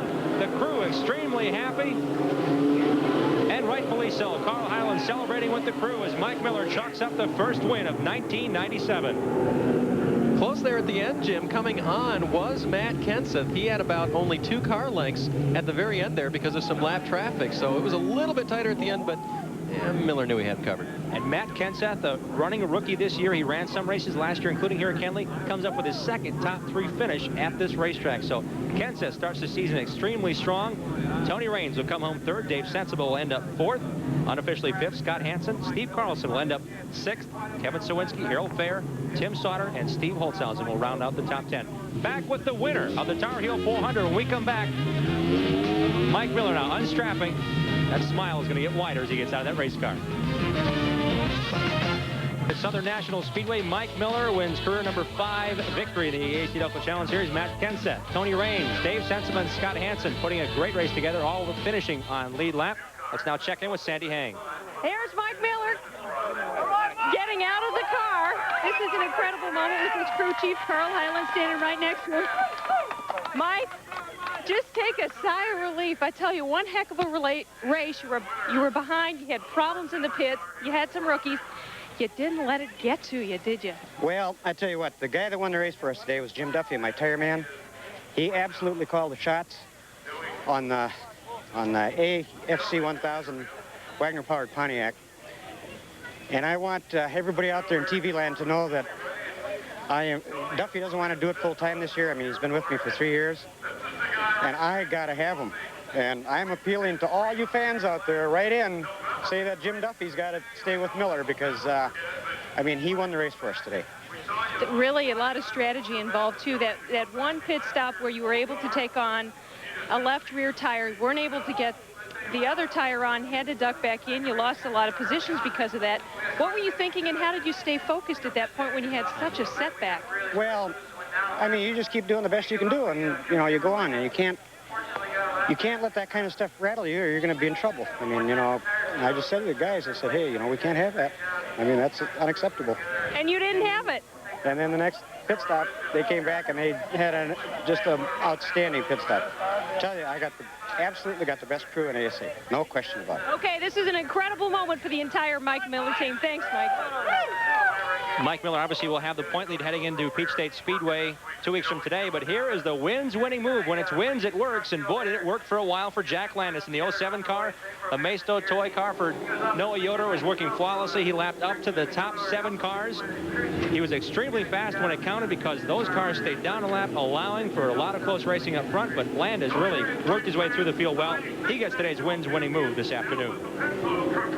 And Jim, he was impressive with the wins winning move. My other comments to close the thing out, Dave Sensiba was impressive, finishing unofficially 4th, and also Scott Hansen in a brand new operation, finishing 5th. And as we look through the rundown, as we have it here, Steve Carlson did finish 6th, Sawinski, Harold Fair. Tim Sauter, great run in 9th. He was up to 2nd at 1 point. Steve Holtzhausen finishes top 10. That was team goal, finished top 10 every race. Buddy Schrock, Joe Knott finishes 13th. Dr. Yale Conley finishes up 15th. What a great run. And later today on TNN Motorsports, my